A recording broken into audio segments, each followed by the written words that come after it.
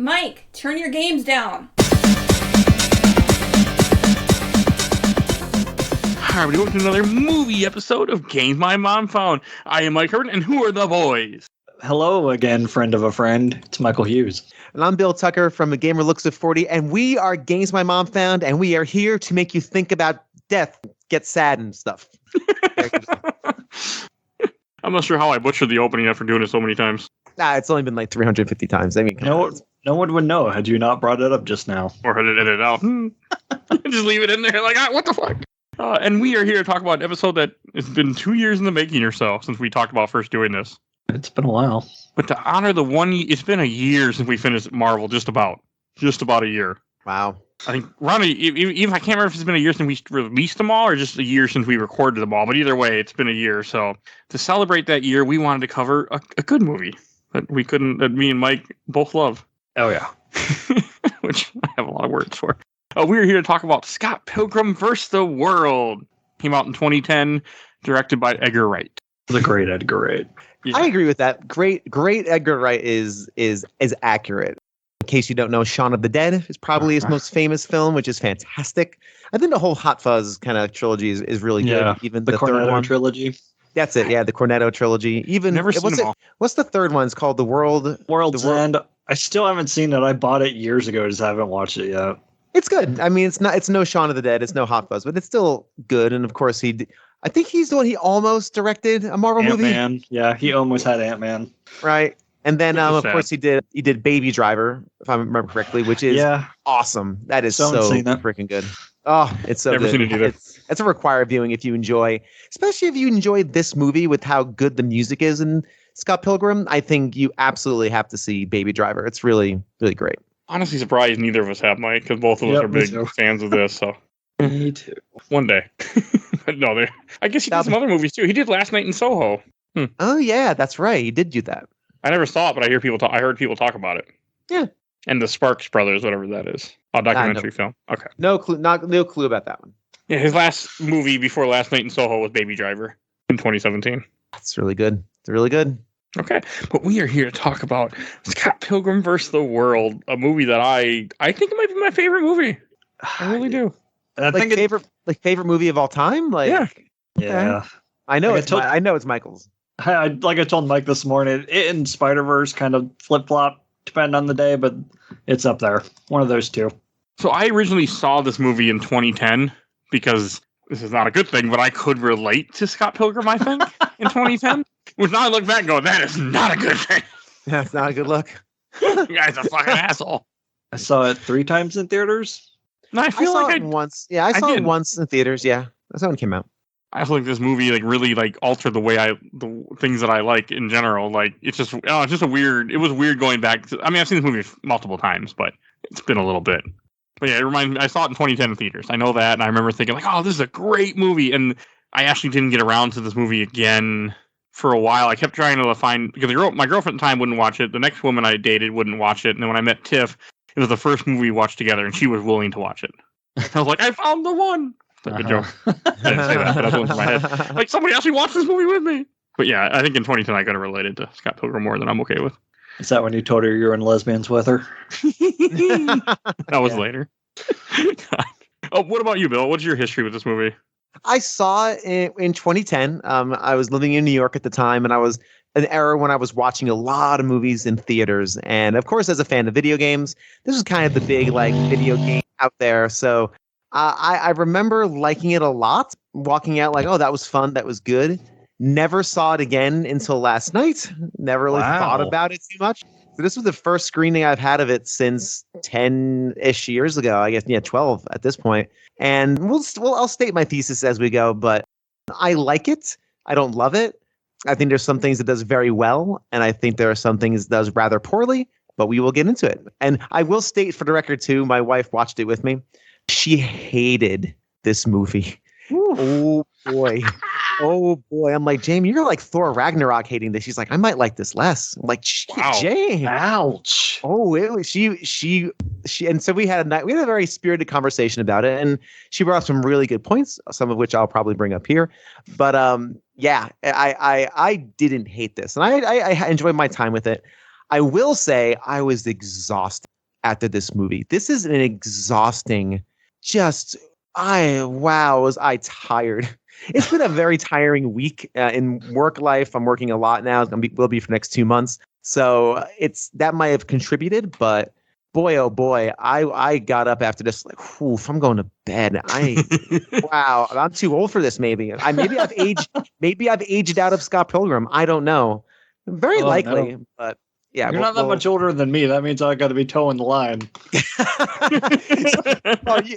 I don't think you have kids, right? I don't. No. You don't have children. So there you go. You have not aged out there. Children. That's it. Yeah, there's that. Yeah, I have a 6-year-old and a 1.75-year-old, and exhausted is how I walked out of this thing. But I do like a lot of this, and we'll talk about it as we go.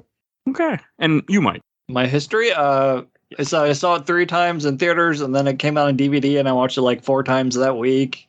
And I've probably seen it somewhere around 50 times, at least like 3 or 4 dozen. My wife and I will put it on in the background probably once a month because we quote it incessantly. And let me just kind of say one thing here. Please don't let my comments ruin your joy of this movie. I really don't, because I won't. I don't think you could. I don't think I could either, to be honest with you.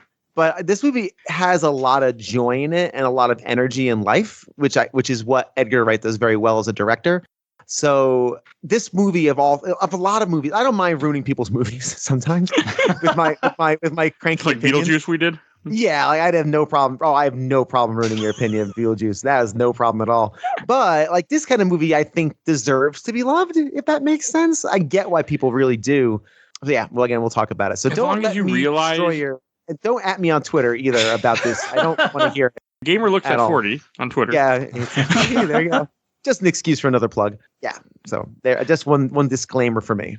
When my wife was watching this movie with me, she's like, "Man, is everybody awful in this movie?" I just laugh and go, "Yep, every single person but Knives is just awful people. They stink. Uh-huh. They're just the worst human beings." Yeah. And that's what's so funny to me about this, because like, you know, it's not as bad as like if you relate to this guy, you know, like when it comes to like I think maybe Fight Club's an example, and some of the other ones. Like if you like this main character, you know, you're the part of the problem.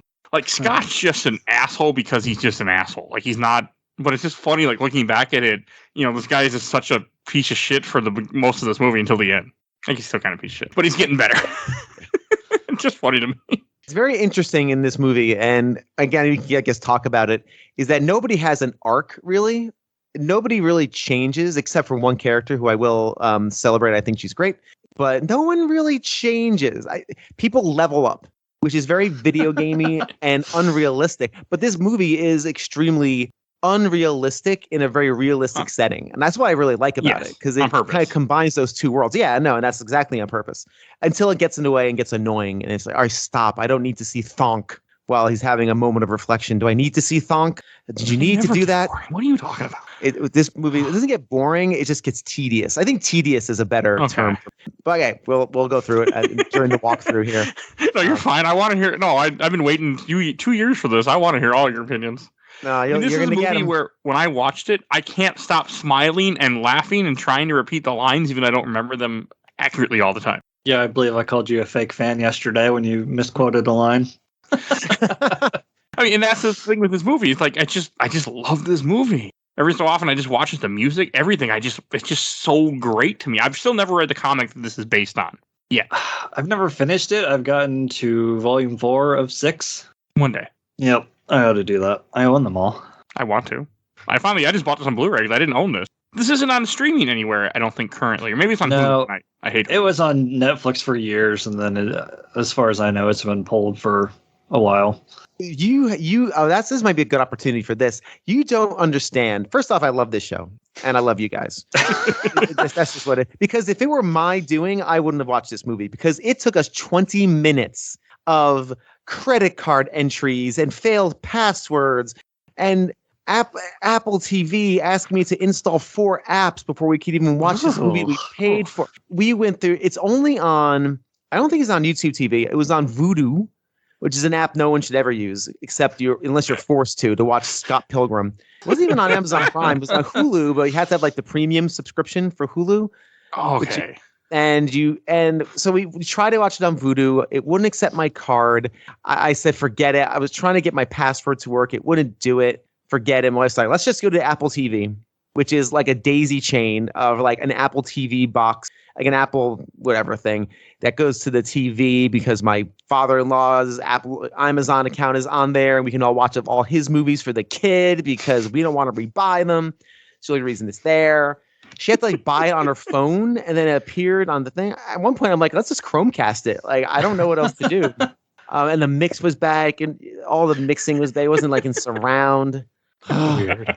It was a tedious process. Maybe that's what colored my thing too, because it was just a pain in the ass to get this movie to stream. But I got there, and I was like, I gotta do it for the show. I gotta do it for the guys. Mine wasn't as bad. I'm like, I have this and Spider-Verse both on Google Play, I think it's called. Whatever Google's stream. Yeah, it's Google. Yeah, Google Play. Yeah, I think. Bought them on that. And I'm like, I know I can watch it through my YouTube account. I've done it before, so I'll put it on one monitor and I'll just screw around Power Wash Simulator on the other. So like, why can't I watch my movies? It tells me, he's like, you're using a YouTube brand account. I'm like, what the hell's a brand account? So I went through this whole rabbit hole of trying to figure out, I can't watch these movies that I bought. And I have to like go into my account and switch from my username to one that's just my email. And then they're there. And I'm like, what the?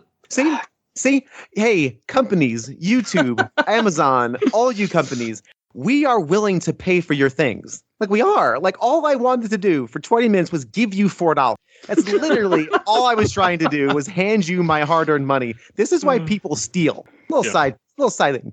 Human beings will pay for convenience. Always. We're happy to. Happy to give you my money. But if you make it hard, if you make it impossible, we'll just steal it. It's fine. I could have stolen this movie somehow, some way. Oh, yeah. I would. Hey, Mike Albertin, the king of stealing emulators. Where do I find this movie? Oh, I can give you a website. Of course you could have. I have no doubt you'd be the first person I call. So I just aside, we are willing to pay for convenience. Just make it easy. It's just funny coming from you because like it's just so weird because I'm the guy that went out and ordered a Blu-ray earlier this week, got the Blu-ray, opened it up, and watched it on a Blu-ray, which is just weird that I was the one that did that and you were fighting with it. Yeah, I don't own this movie, nor will I. I don't. No, I can tell that early in this conversation. I really have no interest in owning this film. I enjoy my time with it. It might be another 10, 12 years. Maybe my son may want to watch it. Maybe when he's younger and actually a little older. My son's not going to get any younger. That was a dumb comment. No, he's not. He's not going to get older. Maybe, I could see him being into this when he's like 12 or 13. I think it'd be fun. But yeah. I could have watched my DVD, but I would have had to walk all the way downstairs, and who could be bothered? And stairs are terribly, terribly inconvenient. See? Companies cut out your stairs, too, while you're at it. That's it. Everything's a ranch. Everything is just one story. Well, I'd be in trouble with that. I mean, I'd lose my office. It's in the basement. Just make it a bigger plot of land. So, now that I work from home, I just live down here. My wife's like, you need to get out more. I'm like, but I'm happy in my little cubicle. Like, I like it here. You just need an elevator. That's it. I just need a bathroom down here, but then I might never leave. So one of those little chairs they give people who are, have a hard time walking upstairs, little like slidey chairs that kind of go up and down. My grandma had one of those. It was rad. She let me on it. Makes me think of Up. Mr. Fredrickson's got one. Yeah. Yep. All right. This is what people are here for. That's right. It is what people are here for. If you're listening to this podcast, it's what you expect at this point. You don't expect. You expect this. All right. So this movie also starts off with scrolling text for some reason, because I guess why not? The way you say a little bit of scrolling text. It sounds like a Star Wars crawl. It's not that. No. It's just not so long ago in Toronto or something like that, and then it just kicks into the movie. Yeah, the voice of Bill Hader is the narrator. Oh, is that who that was? Yep. Oh, Bill Hader. Okay, cool. I recognize that name, but I can't place it. I always know him as Flint Lockwood from Cloudy with a Chance of Meatballs. Oh, okay. We'll go with that. Yeah. But yeah, you have that, and then you just have them having breakfast with a bunch of friends I put in my notes. And this is when you have, like, you find out that Scott's dating a high schooler, and then they go and they make sure you know how old Scott is, too. 22. Piece of shit. Yeah, they give everybody's little dossier or the little screenshot bio, as if you were in a fighting game, which is fine. That's a perfectly acceptable way to exposit. Do you guys don't find this creepy and weird and gross? Creepy. Yeah, it's 100%. It's meant to be, I didn't I think. in 2010. Because this film I was younger. Sorry, but the film good. treats it as like this tee-hee joke, like this running joke that Scott's he's dating a high schooler, or she's dating a 17-year-old. Now, obviously, again, at that age, they are pretty close together in age, right? And I think the movie actually might be a small theme where, even though one's younger and older, they're pretty close. Obviously, all she has to do is grow 1 year more and then they be perfectly legal and fine. But it's still gross. Like you find that out and you're like, oh, okay, then we can't date because you're underage. And I really don't like that. I guess for me, it was very off-putting, especially up front, because I forgot about this entire movie. And I was like, oh, that's ew. And every time they like almost kissed, they're like, no, stop, please don't do that. He should have been 20 or 21 and it would have been a little bit better. Yeah. 22 just seems a little too old for her being 17. Like older, I think he's 23 in the comics. I think it's meant to be like showing that A, he's immature, and B, he can't do any better right now, or thinks he can't do any better, so he wants something easy. Yeah, but it also really cements him as like just an awful person. Oh, and yeah, he is. which he is an awful person, which means your protagonist, who you're kind of cheering for to win the battles, is just this really terrible person. But to be fair, when you're 22, you are generally not at your best self. Like, some are better than others. But, look, you have not reached, level 12, level 10, right? Like, you're level 4 still. Like, you kind of suck in your own. I was an asshole. 22. Yeah, we all were. I saw this movie. Yeah, you're 22. You're not supposed to be. It's fine. I'm sure there's plenty of perfectly wonderful 22-year-olds out there. I don't know why I'm tap dancing around this fact, but considering most of our audience is probably, same age. But I don't know. I found that really off-putting, like to the point where I was like, ew, this is really kind of gross. I didn't like the fact that it was a tee-hee joke. Make him 18 if you really need to make that joke, and then it's kind of like, hey, I'm just waiting for you to turn 18. Like that at least would be okay, because they weren't doing anything physical, and that would have been. They make that very clear. He's like, we almost hold hands once. Maybe hold hands once. She plants a smooch on him, and he's really off put by it for other reasons, but not because she's 17. So it is this very innocent sort of like high school relationship. Yeah, and yeah, go ahead, Cyrus. And he's a dumbass. Oh, just a complete dullard, like just a balloon-headed dullard the entire movie, except for the very, very end where he learns things. You're like, oh, okay, too little, too late there, Michael Cera. He's about the only thing that I can tolerate him in. Yeah, we can talk about Michael Cera if you really want to. I don't know much about him as an actor. I never watched Arrested Development. I want to, but I just never got around to it yet. I've seen him really just in this. I've never seen Superbad or any other stuff, but he's good in the Lego Batman movie. He's Robin in that. Oh, yep. I've seen that. Yeah, that's probably my favorite of the things he's done. He's one of those actors like in the 2010s where he was for about 2 years like an it actor. Like he was somebody everybody wanted involved. Again, he was in Arrested Development, like you said. Superbad. He was in Juno, which is a beloved. It's a good movie. It is good. I remember liking it when I saw it. Oh, talk about creepy, lecherous older guys. I don't remember it that much.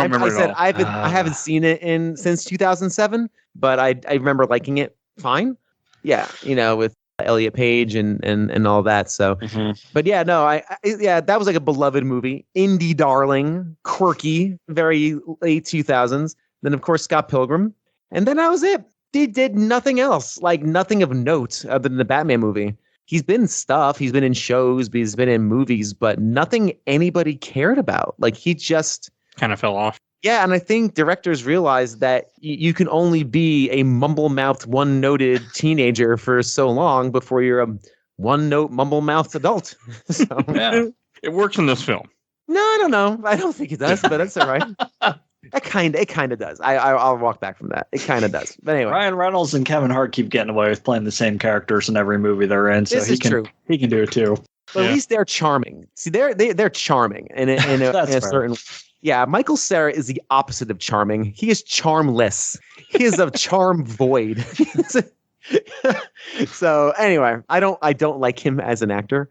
But he's suited for the roles he's in. He is suited for this. This is a good role for him to play, even though I don't love the character and I find him insufferable. Which again, you're probably supposed to. I think you are. I mean, that's why they play up the way they do it, like with him and Knives, and like you meet Knives right away at this point, and like I laugh my ass off. He's like, "You want me?" I don't remember this part or later. He's like, "You want me to take? I'll get your jacket for."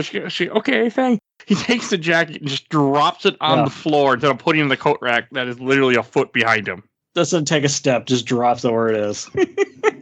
It's just like, God, you're a piece of shit. It's like, it's just such little things. Like, I mean, that's not that bad, but like, just such little things that he does that are in this movie, you know, to kind of just show you, like, yeah, he's a dumbass.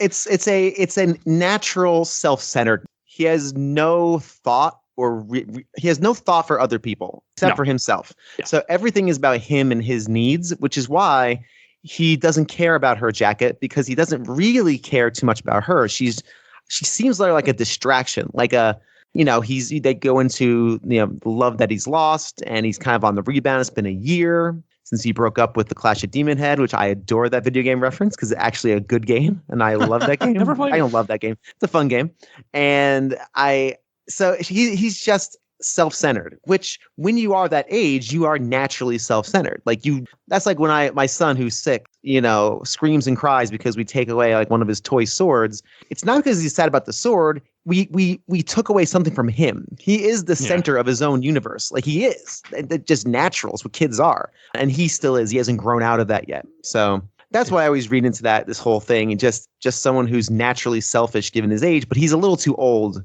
to be like that at this point. Yeah, because he's 22. Yeah. Most of dialogue up front is... No one likes what? 22. Oh, jeez. Sorry, go. What were we going to say? So most of her dialogue up front is just her praising him and the stuff he does, too. And may I also say, at this point, since Knives, this is her first appearance, she's infatuated with him. She's my favorite character in this movie. The only good character. Yeah, she's my favorite because she actually arcs. She changes. She grows a bit. She comes out of a shell. She does it for the wrong reasons to impress a boy, but... That's a very normal thing. But yes, you're right.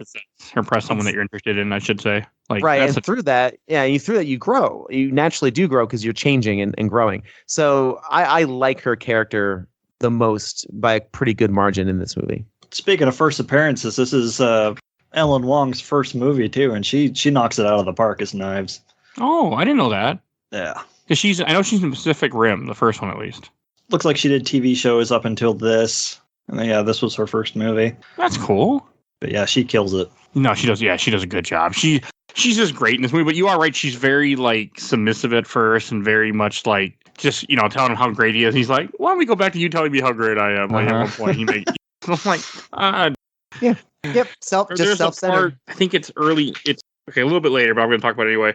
Where they're at the arcade, and they're playing at the arcade, and they run out of money, and it's like, go, continue, and starts counting 10, 9, and he looks at her and like does the head shake, like, you can put more money in there. It's like, you're 22, shouldn't you have, like, he doesn't, like, you should have a job, but he doesn't. He's in between jobs, in between a long story and whatever else. Oh, damn. I forgot. I wanted to point out before we even started talking about the movie, the pixelated Universal logo and the retro chip. So fun. The chiptune music. Good stuff. And you get the title screen early right at this point too in the movie. Yep. Scott Pilgrim vs. the World. Because you got to mention title screens. Because I think they show that as they're playing their first song. Yeah. This Sex Baba Mom. I think it was the exact title of their band. I like the music, and I stated already, but the music in this movie is fantastic. All the music choices are good across the board, really. I need to kind of listen to the soundtrack and kind of live in that for a bit because the music is, again, sensational. That Black Sheep song is fucking amazing. Yeah, it's really wonderful, and I think as a band they're really good. Like there's kind of this great garage rock, again, very of the era sort of thing. And I also like the fact that at least Michael Cera and who's the drummer? Who's the actress? Oh, Alison Pill. Yeah, Brie Larson as I think is that Brie Larson? No, Brie Larson is Envy. Oh, Envy Adams. You're right. We'll talk about that. Don't worry. Yeah, I'm sure. But anyway, the girl who plays, they are actually playing those instruments. Like they're really playing them. Michael Cera is actually a pretty decent bass player. Like after all of his fame, he actually started a band, and he's actually plays bass. I don't know if the guy is doing that. And my wife she always asks me if there's musicians on a screen. She goes, "Are they really playing?" Most of the time, they're not. They're clearly not. I'm like, no, she's not playing drums. But she was. You could I could tell. Like, oh no, she wasn't doing much, but. There's one scene in particular when they're performing. She does this little inside thing on a hi-hat, and I was like, "Oh no, that's instinctual. I've been playing drums since I was like 13." I'm like, "Oh no, she's actually playing that. I can tell." That's cool. Also cool. I learned something new about you after recording with you for over Probably 80 hours. So Yeah. I was in marching band, the whole thing, drumline, all that Okay. stuff. Yeah. Nice. So, yeah, really playing. They're really genuinely playing the music, as far as I can tell. That's cool. Unless they're really good about hiding it. I mean, they might have. I feel like they probably did know how to play it. I mean, I doubt the movie would fake that much. They're already faking enough in this movie, so. Yeah, and it's feel like also they more authentic because the music is so important in this movie as well. Yeah. Even in driving action and all that sort of stuff, it's really important. So, and again, Edgar Wright is such a he's always very good with musical selections in his films, especially Baby Driver. God, so good. I need to watch that. It's great. You really should make that a tonight or tomorrow thing because it's excellent. Yeah. So not surprising that they actually play the music. And then it's shortly after this when you see Wallace's apartment for the first time. This is, I'm not sure how I feel about the character. Is funny. The guy that plays Wallace, one of the McCulkins, whatever the hell their names are. Kieran Culkin. Yeah. He played Fuller in Home Alone, the kid that always wet the bed. Oh, okay. I haven't seen Home Alone in years. Good talk. I plan to keep it that way. So We'll see. Okay, it was just like he's okay. Like his character is amusing. Yeah, I mean, he's the Mr. Miyagi to Scott. but he's also like everyone else. He's an asshole too. Oh yeah. Oh yeah. I mean, again, no one in this movie's good. He's a gossip. He's a huge gossiper. I mean, there's some funny parts like when you see when Scott goes home to his apartment. Like that must be like a studio apartment. That's a really shitty looking little apartment. But yeah. Like he doesn't own anything. There's like, I mean, that little thing goes walls. The only thing is Scott's poster of women in bikinis. That's the only thing he owns. It's got the posters, Scott's, the less good jackets. It says Jacket Scott and then better jackets Wallace. Yeah. And then I think like a pile of clothes on the floor are Scott's, and that's it. As Wallace puts it, you're totally my bitch forever. It's so weird. Like, why is he living with this guy? But again, that's not the point of the movie. Well, also too, it's like at that age, maybe I don't. They probably didn't go to college. I don't know. That's not really set up at all. You're that age, and you have roommates, right? And that's just kind of like a lot of people at that age, have roommates, and I did. Sometimes I lived you just in a basement. Yeah, see, you didn't. You lived in a basement With other people. So I had roommates. God, no windows and other people. Yikes, Uh-huh. That's the worst. I can't imagine. Anyway, people were not meant to live. People were not meant to live in basements. I'm just going to say that right now. I do like Wallace. I think he's a very entertaining in the way that Michael Cera is not. I also really like they wrote a gay character who doesn't have the traditional affectations of someone who's gay. Usually in popular media, gay people have a certain sound or they have a certain lisp or something to identify them as gay, and he doesn't. He's just a guy who happens to be attracted to men. So I thought that was very interesting and good. Growing up, again, I lived in New York for 4 years. I worked in the fashion industry for 4 years. You get to know gay people. It just is what it is. And I had a good buddy of mine who was gay and was gay. And again, you would never know. He didn't have the traditional affectations, again, of a gay person. He was just a guy, who had a partner. So I like that. I thought that was very cool and a different take on what could be just a very stereotypical character, So it was neat. Okay. I didn't think about that, but that's a good way to put it. Uh-huh. You are right. That is different than a lot of. Yeah, I just other stuff. rewatched Mean Girls recently, and that Damien character is exactly what you just described. So right, and it comes off campy, and it comes off a little reductive too. And not to get into that whole conversation, but I think it's a little easy for, hey, we're going to write the gay guy in XYZ way and paint that person in very broad strokes. And I think the choice to make Wallace, just a guy, a regular, I'll say regular person, but somebody who just doesn't have that affectation, it was a smart choice and a good choice. Yeah. And this is when you have them meeting at school, which is kind of funny too, where he's meeting his girlfriend at school. Yeah. And it just kind of shows you he's a dumbass too. She can only come out during the day, so it's not really dating. It's more like playtime. That's very fun. That's a good line. That makes it sound worse. Doesn't sound good either. And then you have the small desert. No, you have them going on a date. I don't remember. This is when it was in the arcade thing that I mentioned. And I think they go to the record store, Goodwill, and some random stuff. But he's more like in it, but he's also kind of bored, you can tell. Not as bad as it gets later. It just distant, I think, just kind of going along. There's a really her great moment is very much toward the end, which we'll talk about towards the end. But yeah, you can tell he's just, she's there. He needs a girlfriend because people say he should have a girlfriend. And, she's 17, but who cares? Because I'm not going to he's not going to invest anything into her. You know, as we all know with relationships, you have to invest in them. Like you have to put things into it. They just don't happen. Attraction happens. Relationships don't just happen. And he's never going to invest anything in her. She's just kind of there to be his girlfriend. Yeah. To the point where he doesn't care she's underage, which is like, so gross. No, I agree 100% with that. And then you had then in my notes you have the desert scene where you have I'm pretty sure it's a Final Fantasy VIII reference when he wakes up in this random desert. I'm pretty sure that's what this is. Oh, really? Back at the record store, we get a little exposition about his relationship with Envy that we'll hear more about later. But that's where first time we see her is on the CD case, and he kind of exposits about how he used to hurt them too until they signed to a major label, and the lead singer turned into a total bitch and ruined his life forever. Her and her 17-year-old naivety is just like, okay. Oh wow. Like, she's so cool. So cool. Like not even reading the room, like not even reading his because again, Michael Cera is incapable of evoking emotion. Like he doesn't know how to do it. So he's just one emotion this entire movie. He gets angry. He goes up a little bit, but so it's just this one note. God. I think I'm aging out of characters who just mumble their way. I think I mentioned this in the Spider-Man review where I can't handle stop. Just speak words. Dummy, like stop it already. No, I get it. I've aged out of that. I have no tolerance or patience. Which is me. That's a me thing, right? But I think it's your parent coming out. It's like, my kids aren't going to be like that. You enunciate. Talk, damn it. That's right. That's right. Diction. But he's just so okay. But yeah, the desert scene. I think that dream thing. I think it's a Final Fantasy VIII reference. That's what I thought in 2010.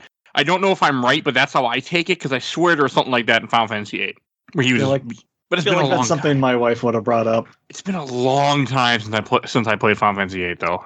I never have. I never played it. I want to again. I really want to for the show one day, but it's not that short. So. It takes forever. 8 and 9 I missed. I didn't have a PlayStation 1, so 9's really, really good if you get to people say to it. People say one day I will. Maybe when I'm like 68 and retired. I don't know. I don't know if 8 holds up at all. Enemies don't scale with you in 9 like they do in 8. Yeah, but there's ways around. There's tricks around that though too. So yeah, well, the junction system is all about how you make 8 super fucking simple. Broken. That's one word for it. Yes. And then you have. So in the desert scene in his little dream, that's when he sees Ramona for the first time because she's using his mind to drive through, I guess, for some reason. Which is just one of the many things about this movie that are just odd and make no sense. Yeah, I would say it's explained better in the comic, but not really. Okay. She's just driving through his dreams, and then when they go to the library together the next day because he oversleeps. Like he misses. There's like 2 different times when he's supposed to go meet Knives somewhere, and he forgets to. Yeah, I love totally. The second time she's like, remember you're supposed to pick me up at the bus stop a half hour ago. He says, how could I possibly forget? And it's like snowing like lightly, it's winter, it's Toronto, it's cold. Oh man. What an ass. Yep. Not good. But this is when and then in the library for their date, he's like, I don't like library. They remind me of elementary school. It's like, that must be so long ago. He's like, I don't want to talk about it. Yeah, let's talk about something else. It's not even that long ago when you think about it. He's 22. Like, it ain't that long ago. Not like us now. I'm 34, and I'm like, wow. Why you got to go there? We're all having a good time here. Yeah, everyone's just having a good laugh, hanging out on a Saturday. Hanging out on a Saturday, and all of a sudden you got to bring up my ever encroachment into death. Yeah. That's what just my slow march to my inevitable demise. Is look at the bright side. At least you know that as long as the internet holds up in some shape or form, your voice will forever be preserved. Great. Hear me complain about BioShock Infinite for 3 hours. That's what you get to hear, friends. hey, children, here's my legacy. A 3-hour debate about BioShock Infinite or... I'm glad I wasn't on that episode. That could have been bad. Oh, wow. Okay. Right on. That's good. You're right. You are correct. I'm going to be positive. I'm mired in Michael Cera negativity and ennui. So, yes, I think you're right. You're correct. I agree. And then this is where you see Ramona kind of for the first time, where he sees Ramona is working for Amazon, deliver something, and he's like just ignoring his girlfriend and just looking at this new hot girl that he met. Mm-hmm. You get a little instrumental of Garbage Truck playing. Nice. Good. I didn't really pick up on it except for this watcher when they do Garbage Truck for the first time. Like, man, that song's perfect for this what he's doing because he's being garbage. Yeah, pretty much.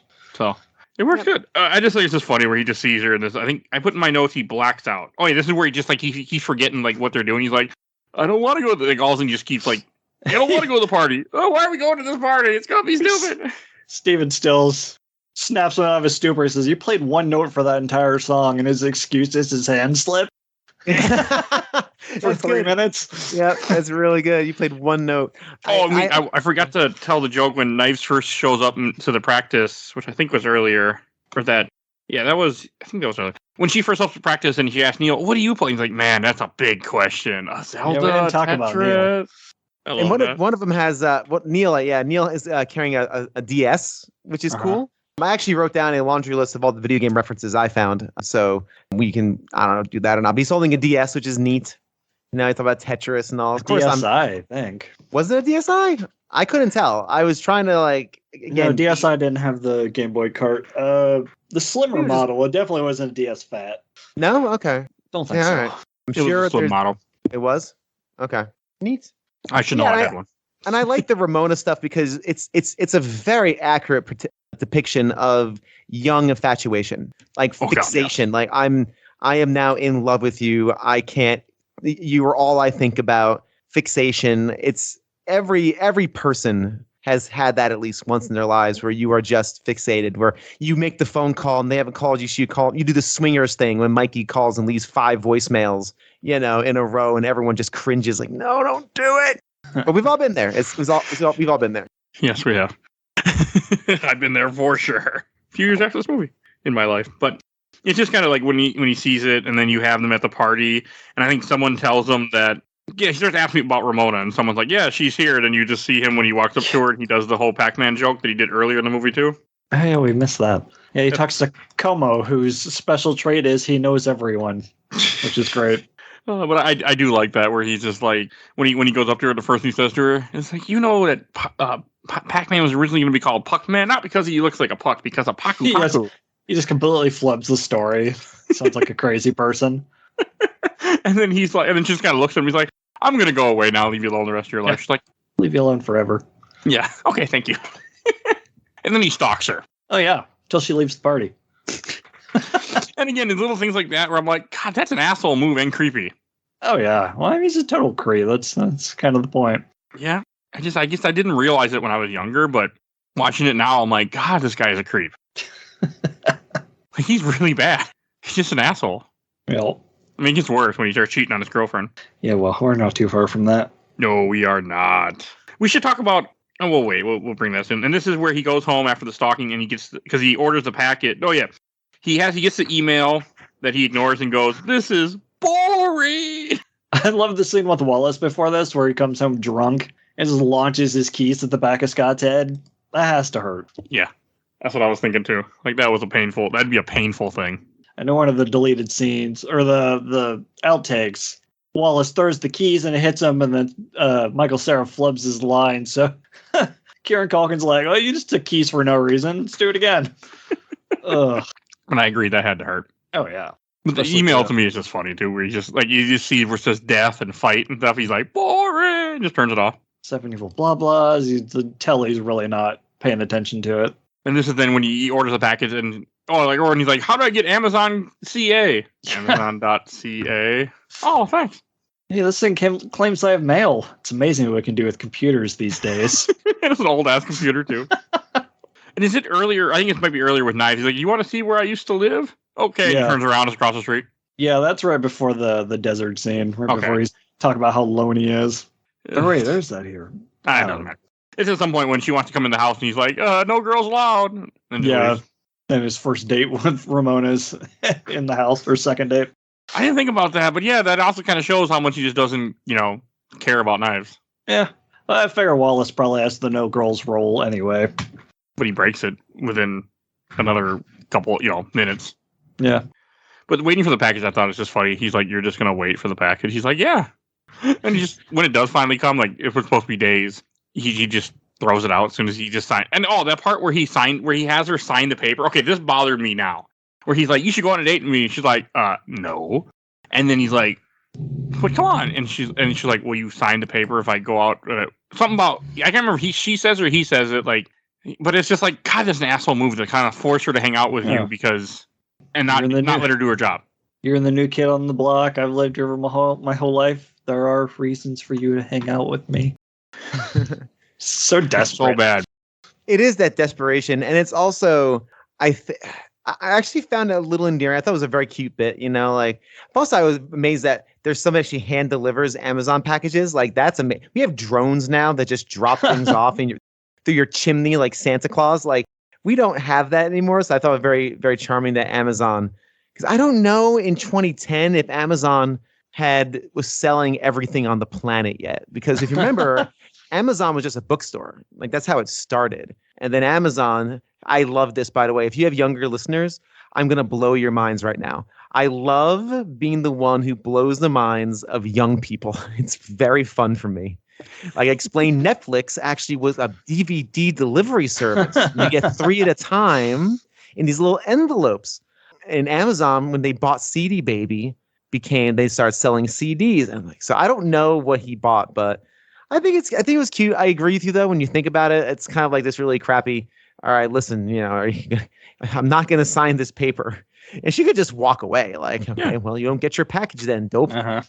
But I for something about him, I think his earnestness kind of attracts, because again, you learn about her past, obviously, through her 7 exes, and you kind of learn, kind of why she's there. And I think she appreciates his simple earnestness, which, I could see that.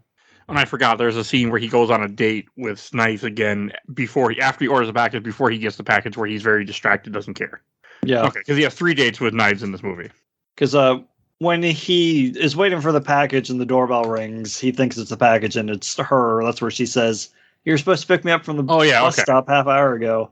I got my notes confused. Yeah, cut back to that montage again. Like you said, he's just uninterested. They're playing the Ninja Revolution. He's just kind of stomping his feet in place. He's just not doing anything but dying. Oh, that's where we see Nega Ninja too, which will come back around at the end. Which I like that. I like how much stuff comes back in this movie that you see.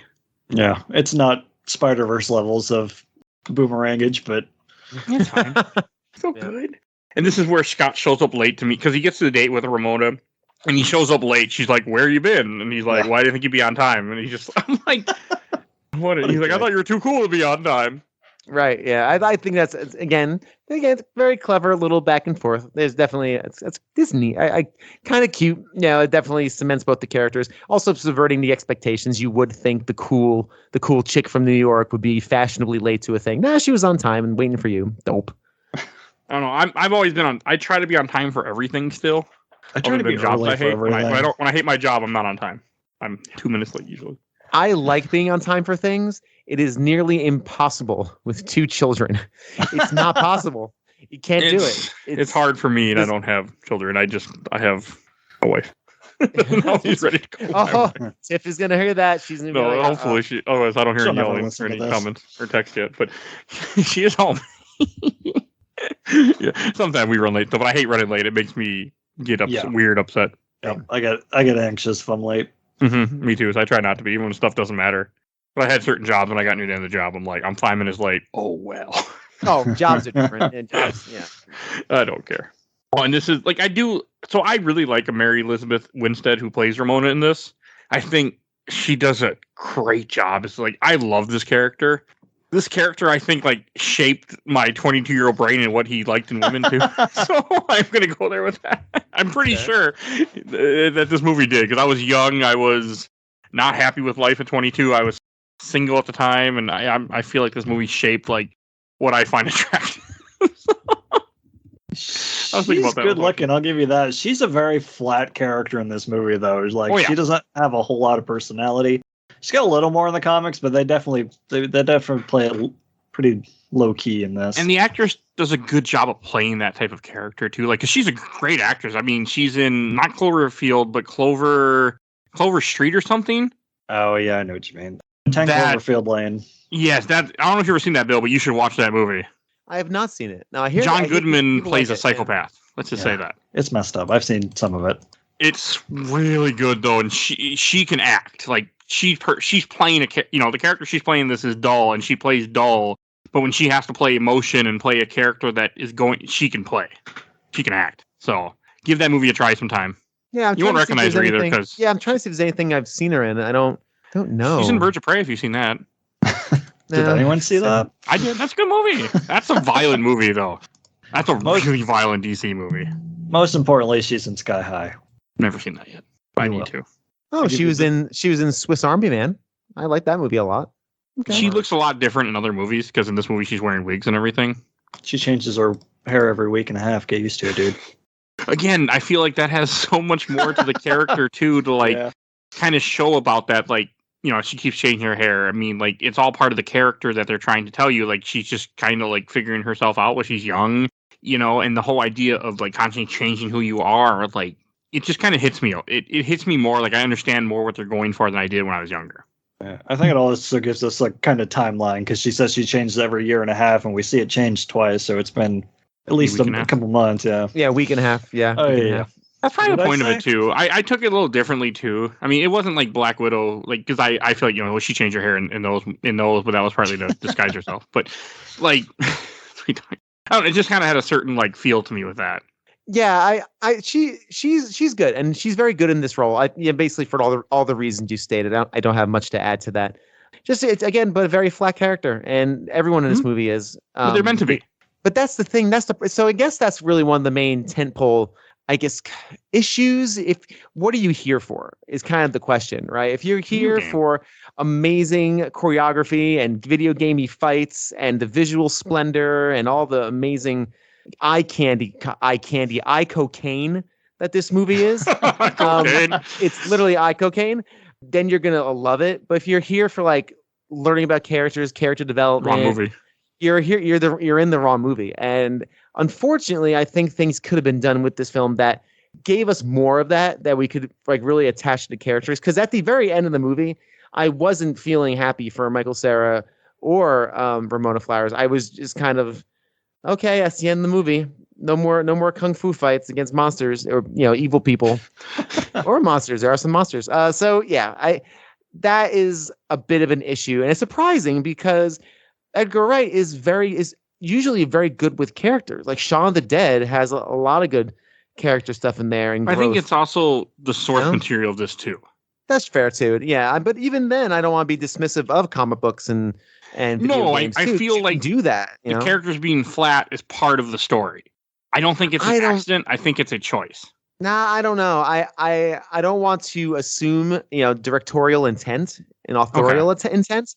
It doesn't read that way to me. I feel like it was an afterthought then in service to, again, the great visuals and the fight scenes and all that fun stuff, which we'll talk about it. I found it exhilarating and exhausting, but which they are supposed to be. That's by design. So I don't know if it was by design. I don't know if that was an intentional choice, but again, I can't assume what a director was intending to do. I can just read what's on the screen and make my own assumptions. So.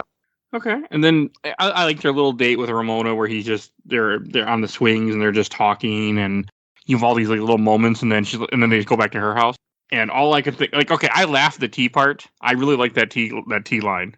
It's good. All the rattling. I also feel the Earl Grey because the very last tea is, and we have Earl Grey. And I'm like, that's a Next Generation reference. I'm 100% sure that's what that is. Really? Wow. You're really reading into it. I did not catch that. Well, because he always drinks Earl Grey. Yeah. And the fact that it's saved at the end, everything is sleepy time. We got sleepy time. We got Kingston. We got honey. Everything is said very quickly, and that one just said Earl Grey. She actually memorized those two for that delivery. She had to. You had to. I mean, she rattles them off so fast she couldn't. Yeah, they could have written them down and put them inside that cabinet. Good point. She insisted she wanted to memorize them. Oh, interesting. Oh, that was an actual choice. Okay, cool. Fun fact about sleepy time, chamomile, and like the peppermint teas and stuff. A lot of the teas that company makes are not really teas; they're herbal infusions. So, because to be a tea, you have to use either green or black tea leaves, and there might be a white one too. I forget, but you have to use real tea leaves. There's like 3 choices, and most teas you get are not really teas; they're herbal infusions. So, fun fact: I toured the factory where they make the sleepy time tea and all that stuff. Oh, sleepy time's a real tea? Yeah. Or whatever it is. That one's real. Liver disaster, not so much. Liver. No, it is not. Yeah, like the peppermint.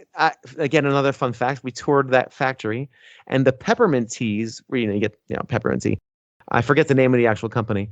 They have a special room where they keep the peppermint, and you walk in there. It's a giant sealed door, and you walk in, and it just smells like the most intense peppermint you've ever smelled in your life. It's like hits your nose, like everything just like opens up in your face, And they keep it in a separate area because peppermint is extremely invasive. So they kept it in the factory. Peppermint would just get into everything. Kind of like if someone in your office, when we had offices, would put like peppermints in a box of chocolate, like those little bins of chocolate a receptionist will have on their desk. If they put peppermints in there, everything tastes like peppermint. Every chocolate tastes like it because it's a very invasive aroma and flavor. This is what your audience is here for. They're all gone. I'm fine. We can now say whatever we want. They're all gone. Everyone's gone. So the way I've come to with this podcast, if you're listening to the show, you're listening to the show because you like the personalities. Well, I hope I don't ruin your numbers, sir. No. But anyway, I'm kidding. Of course. Especially you're on like how many episodes of the show at this point? I know. Like 50, I think by now. It has to be. It's gotta be. Yeah, it's gotta be. I can tell you 25 of them for sure. For sure. Anyway, so this is a good. So I forget even where we're at. We're at the tea, and then we went on with tea. To the apartments and to it's kind of a cool moment where they kind of get somewhat amorous, But I have a very important question, Bill. No, where this Was is the kiss going. earned? When she first kisses him, was it earned? And when the little hearts come out and she kisses him. No, because when you're that age, how could it be? It's just like he asked me out for a date. Yeah, and he's kind of late. Let's go to. We're gonna bring him to my apartment. Okay, why not? Yeah, why not? And everything with Ramona is, why not? And she says it right in the text of the film where she's saying, "I'm just very spur of the moment. I live in the moment." She kind of says, you know what? Kind of cute. Let me give him a smooch and let me make out with him for a little bit. And then let's pretend to have sex, but then they don't. She's like, I don't feel like it anymore. They're also adapting 6 comic volumes into an hour-and-a-half movie. So this is fair. They got rushed a little bit. I would say sure, but again, at that age, does it really matter? Is anything earned when you're 22 and 20? No. It is in your brain. You consider it earned? Yeah, well, he didn't do anything to earn it. He was just happy to be there. He was just physically there. He showed up and walked in the door. Like that's literally all he did. Well, no, yeah, he walked in and said, of the film. "She's like, dude, I'm changing," and then she puts her arms around him. So there you go, kids. Like, You want your first smooch? You pester a girl for a date and then just kind of walk into her bedroom. Yeah, right. Don't do that. Just completely invade her. Please don't do that. Completely invade her personal space. It's called personal space is a polite suggestion. It really doesn't matter for you. You just walk on in. Yeah, because that won't work in 2022. Oh God! I mean, even 2010, it wouldn't have worked in reality, but it worked in a movie, a dumb movie. I love this movie, but it's still a dumb movie. He was like probably looking for a bathroom, and he covers his eyes. He's immediately apologetic. That's fine. Which is good. I do like the one moment where he's likable is when he's in bed with her and she's like, I'm not feeling it anymore. We're not gonna have sex now. And he's like, okay, well, this is in his classic mumblecore, sheepish. This is actually nice. And I felt at that moment like, oh, he means that. Yeah. Like he misses this part of being in a relationship. For a moment, I felt a bit of emotion for the guy. I was like, because he wasn't an asshole. He doesn't try to force her. And I like how she's like, I reserve the right to change my mind if I do. Yes, you do. Of course you do. I like that. I also like that it's that female empowerment instead of showing other ways they could have went with this. Like I was happy that's how they went. Because if they went the other ways, I might have been like my one of my favorite movies. I can't watch anymore. Yeah. No, it's a nice little moment. It's a well written moment. It's cool. Yeah, I like that. And at least she was 17 and not like 14, like in Beetlejuice. Oh Was she 14 in Beetlejuice?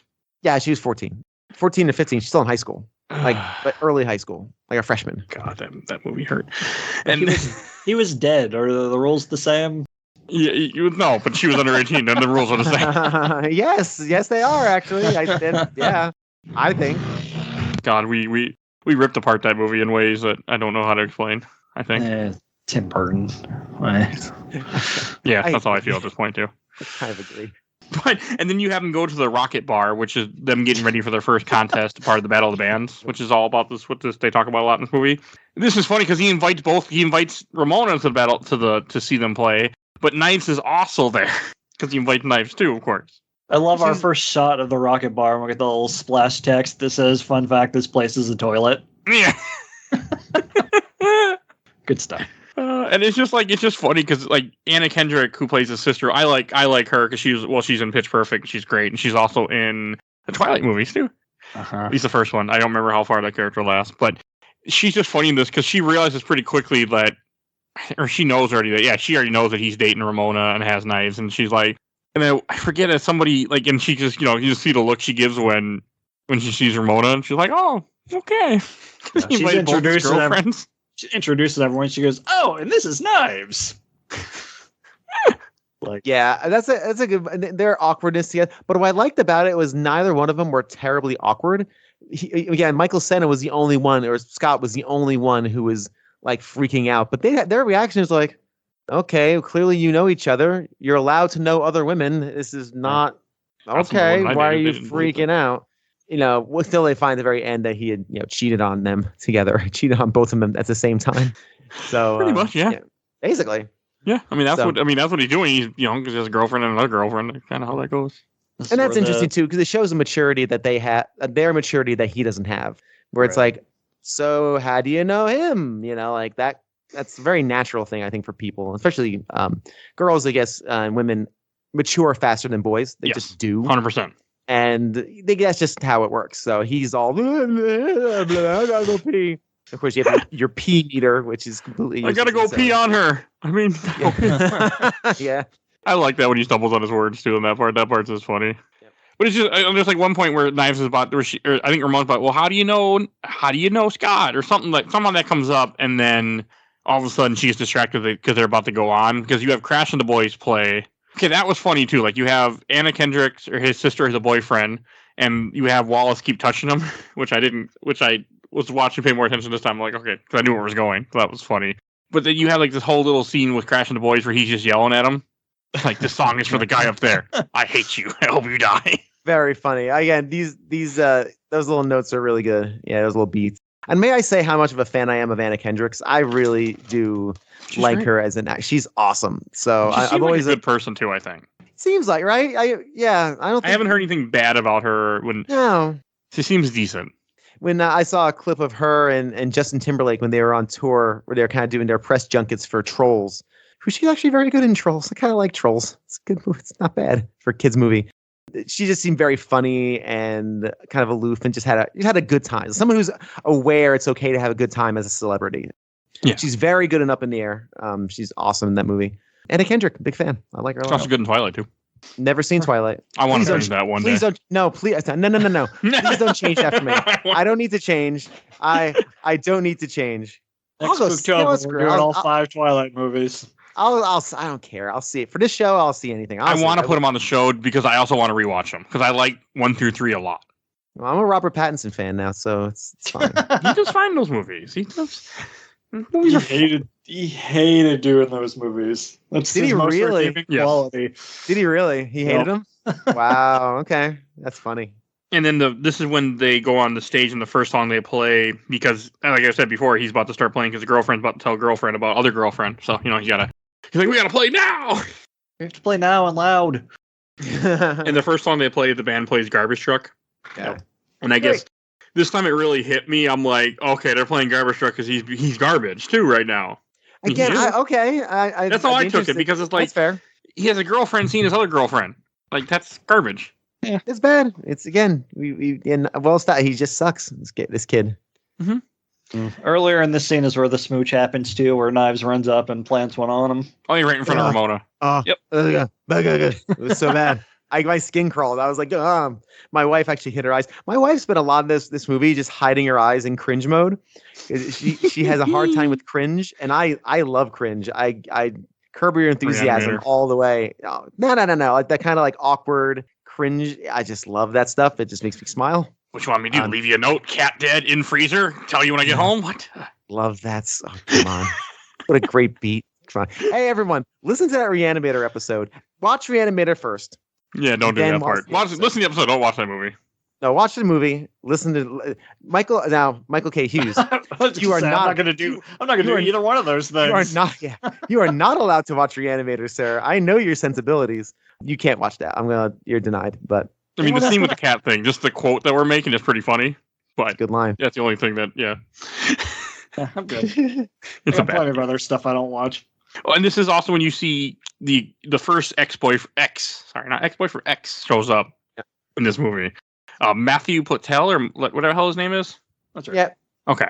He's funny. Like I there's a couple funny things I didn't catch about this one before. Like when they start fighting, there's a part when he punches him, he does a 64 hit combo. Yeah. I never caught that before. I was like, 64. Yeah, 64, and the large combo had like Killer Instinct vibes to it for me. So okay. It was cool. And 64, probably Nintendo 64. That's probably the reference. Yeah, for sure. Yeah, let's just camp out on this because, again, I think the beats of the fight are fun, but I want to just kind of overall state how good the fight choreography in this movie is. Even if it's completely unrealistic that this dope would somehow, the comics is probably fleshed out more, I suspect, but I can't imagine why this Nimrod, this complete dolt, immediately has the ability to fight in this like video game style arena. The film really asks you to just let it go. Yeah, the comic really doesn't do it any better. There's one line where I think it's Stacy says, "Doesn't this guy know that Scott's like the best fighter in the land or something?" That's all we hear of it. So it's very interesting, and I think this is a big part of this movie's charm is how it. And I mentioned this before, is how it blends this video game, Street Fighter type of fighting, very anime. And I don't know if the comic is more like a manga or anime than manga, I guess, because it's written. Again, has or an anime vibe than a traditional like comic book. But it all seemed and actually, people talked about this as a video game movie. This is more of an anime to me. Like this, and I don't watch any anime. I'm exposed to it because I live in the world of video games in this world. So, of course, I'm exposed to the stuff. But it seems very more anime than games. But the fight choreography is so good. And this is where this movie shines the brightest for me, is its visuals and the inventiveness of each encounter. And I love all the encounters in this game. See? All the encounters in this movie are really top notch. And that's why I think I was there. I'm here for Scott Pilgrim somehow, some way, being an incredible fighter, and just the film literally just saying, I'm not going to explain this. There is no explanation. Just enjoy it. I just enjoy it. Don't worry about why everyone's just watching and no one's freaking out because all of a sudden people are being exploded into coins. Just go with it. Forget about it. And I think that's sometimes really fun and freeing to see a film that says, no, just go with it. It's fine. It's funny you say that because everyone, like you said, everyone's fine with the fight. But when Matthew starts singing, Stacy's like, what? Seriously? That's crossing the line. The singing is funny too. Pirates are in this year. Oh, it's really, really good. I love his last name was Patel, right? I can't remember so I'll just say Patel. I love Patel's crew of what was it? The demon hipster emo hipster chicks with the evil demon mouths. That was very funny, and yeah, all this stuff's very, very good. We're singing Fireball, something about a fireball. Yeah, it's great. It is great. It translates pretty well to the game where you're fighting him, and they're hovering around him, shooting fireballs at you. I want to play the game. It's pretty good. I heard it's good. Yeah, I've heard it's good. It was gone for a long time, but you can buy it again. I keep seeing ads on GameStop trying to sell me a digital code for $5 for Switch. $5? Yeah. I should. It's just if it was physical, I would have already ordered it, but it's digital. So I'm like, I already have it. I bought a copy of it already on Epic for some reason because it wasn't on Steam. It's only on Epic. Yeah, I don't get that. I think a limited run might have done a limited run of physical. They did, copies. But I'm not willing to pay what they want. So, and I don't care enough. Anyway, there's that too. But I do want to play it. I do really want to play it. And you have them to finish the fight, and I think she's waiting for him still after this fight. I think they go home on the bus together. Yeah, because this is where we get the exposition about how he has to defeat her 7 evil exes. He's like, "Your 7 evil ex-boyfriends, exes." Which in the comics, she actually says ex-boyfriend. So I don't know why. Oh, really? Okay. Yeah. I really do like all that, though. I find it hilarious how she keeps correcting him and he doesn't get it. Yeah, until he does. Well, Scott gets it. Complete with Sonic sound effect. We'll get there. Yeah. And this is when you have him, he goes home, or no, they start making out. He's like, well, can we make out then? She's like, sure. Start making out on the bus. So what you're saying now is that we are dating? And I love the ambiguity of dating, right? Like, especially at that age, even when you're older, you know, like when do you slap the title on the relationship, right? When you say, oh, you're my girlfriend or boyfriend, or when do you say that? And I think that even continues on even into other adulthood where it's like, Yes. we're just kind of a thing and we're having fun. I mean, are we serious? Because I think the term girlfriend or dating is a level. It's a level up at this game would like to think. So I think that's a very realistic, I think, idea and emotion. I mean, I did the same thing when I first met Tiff. I think it was our third or fourth. I think it was our third date or so. Because after she watched this movie with me a couple days later, I'm like, you can be my girlfriend. Like, and I remember we had to make it Facebook official. That's when officially your partner. You know, make it Facebook official. The digital age, gotta love it. I love the I love the digital age. So I also work in the digital age too. Because there was no digital, I wouldn't have a job. So I'm okay with it. That's fair. But again, also if it wasn't digital, I wouldn't be able to do what I do now. So Yeah, either job.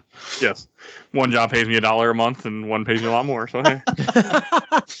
And this is when he goes back to the apartment, and this is when Wallace tells me he has to break up with Knives. In the morning, Wallace like, you got to break up with Knives, and he's like, it's so hard. And yeah, talks about gives him this big sermon, and then Stacy's boyfriend walks out of the bathroom. He's like, double standard. It's very I lost my train of thought, so I'll just be quiet. I lost my train of thought. Funny. Never mind. It is funny. I like it. And I also, and then it's when you have the Lucas Lee, you see the Lucas Lee ad that he's watching on TV right before, and that's just Chris Evans is great. Oh yeah. It took me a minute to recognize him as Chris Evans, to be honest. It took me a few. I was like, wait a minute, James, is that Chris Evans? She's like, yes.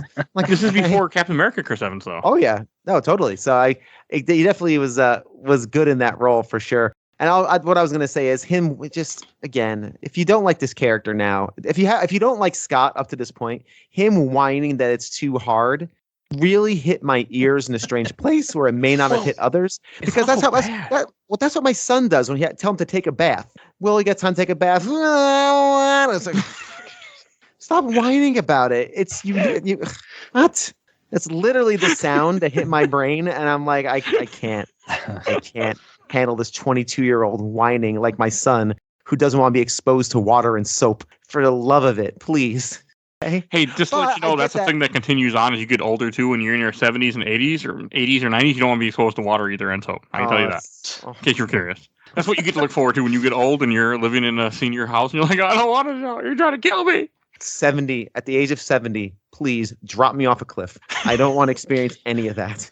Just hey, don't worry. You can just give me a call and I'll help you find a place. I'm still doing the same. Appreciate that. Thank you, my dude. I'll be. And this is when kid, you're doing the good work, man. You really are. You're doing. You still got like a solid 15 years, Bill. You're good. By the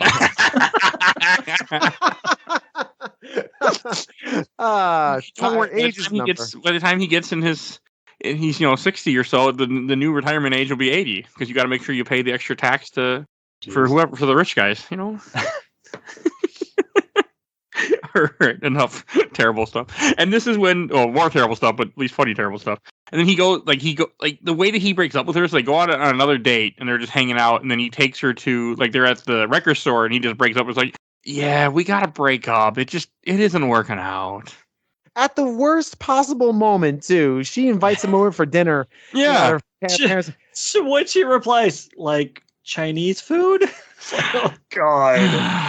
Or the fact that, like, they always have to say, she's Chinese. Like, Knives Chow kind of, like, you don't need to say, like, I'm like, this is racist. Like, it's biased. Yeah, I would agree with that. That's for sure. Biased. Yeah, I think it's biased. And it's needlessly so, But the whole thing, again, picking the worst possible time, because he realizes, oh no, meeting the parents, that's a step. That means we're dating. That's what that means. You meet the parents, you're officially dating.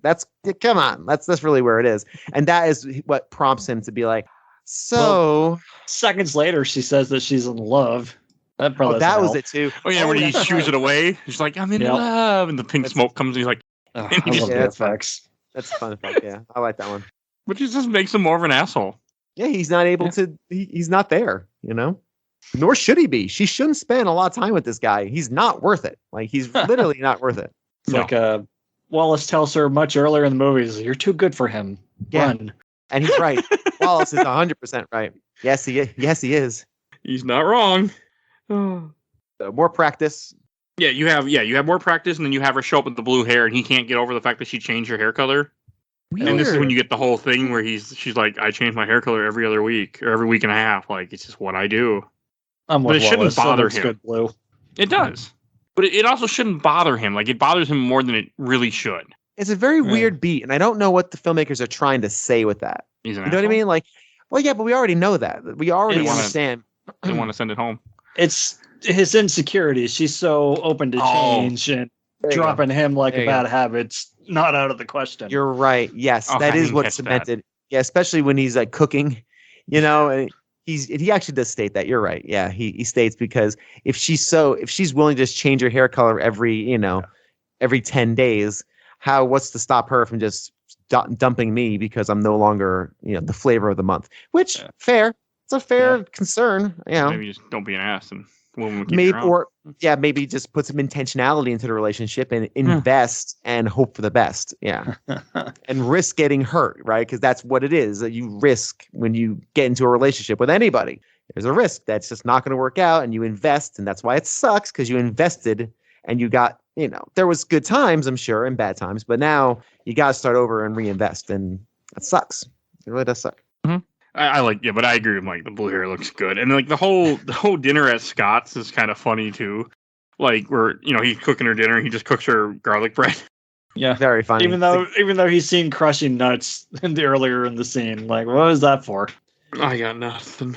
I almost read it as like him trying to like show off a little bit, like he knows how to cook, and at the end of the day, he really doesn't, and maybe realizes, oh boy, I just can't give her like crushed nuts for.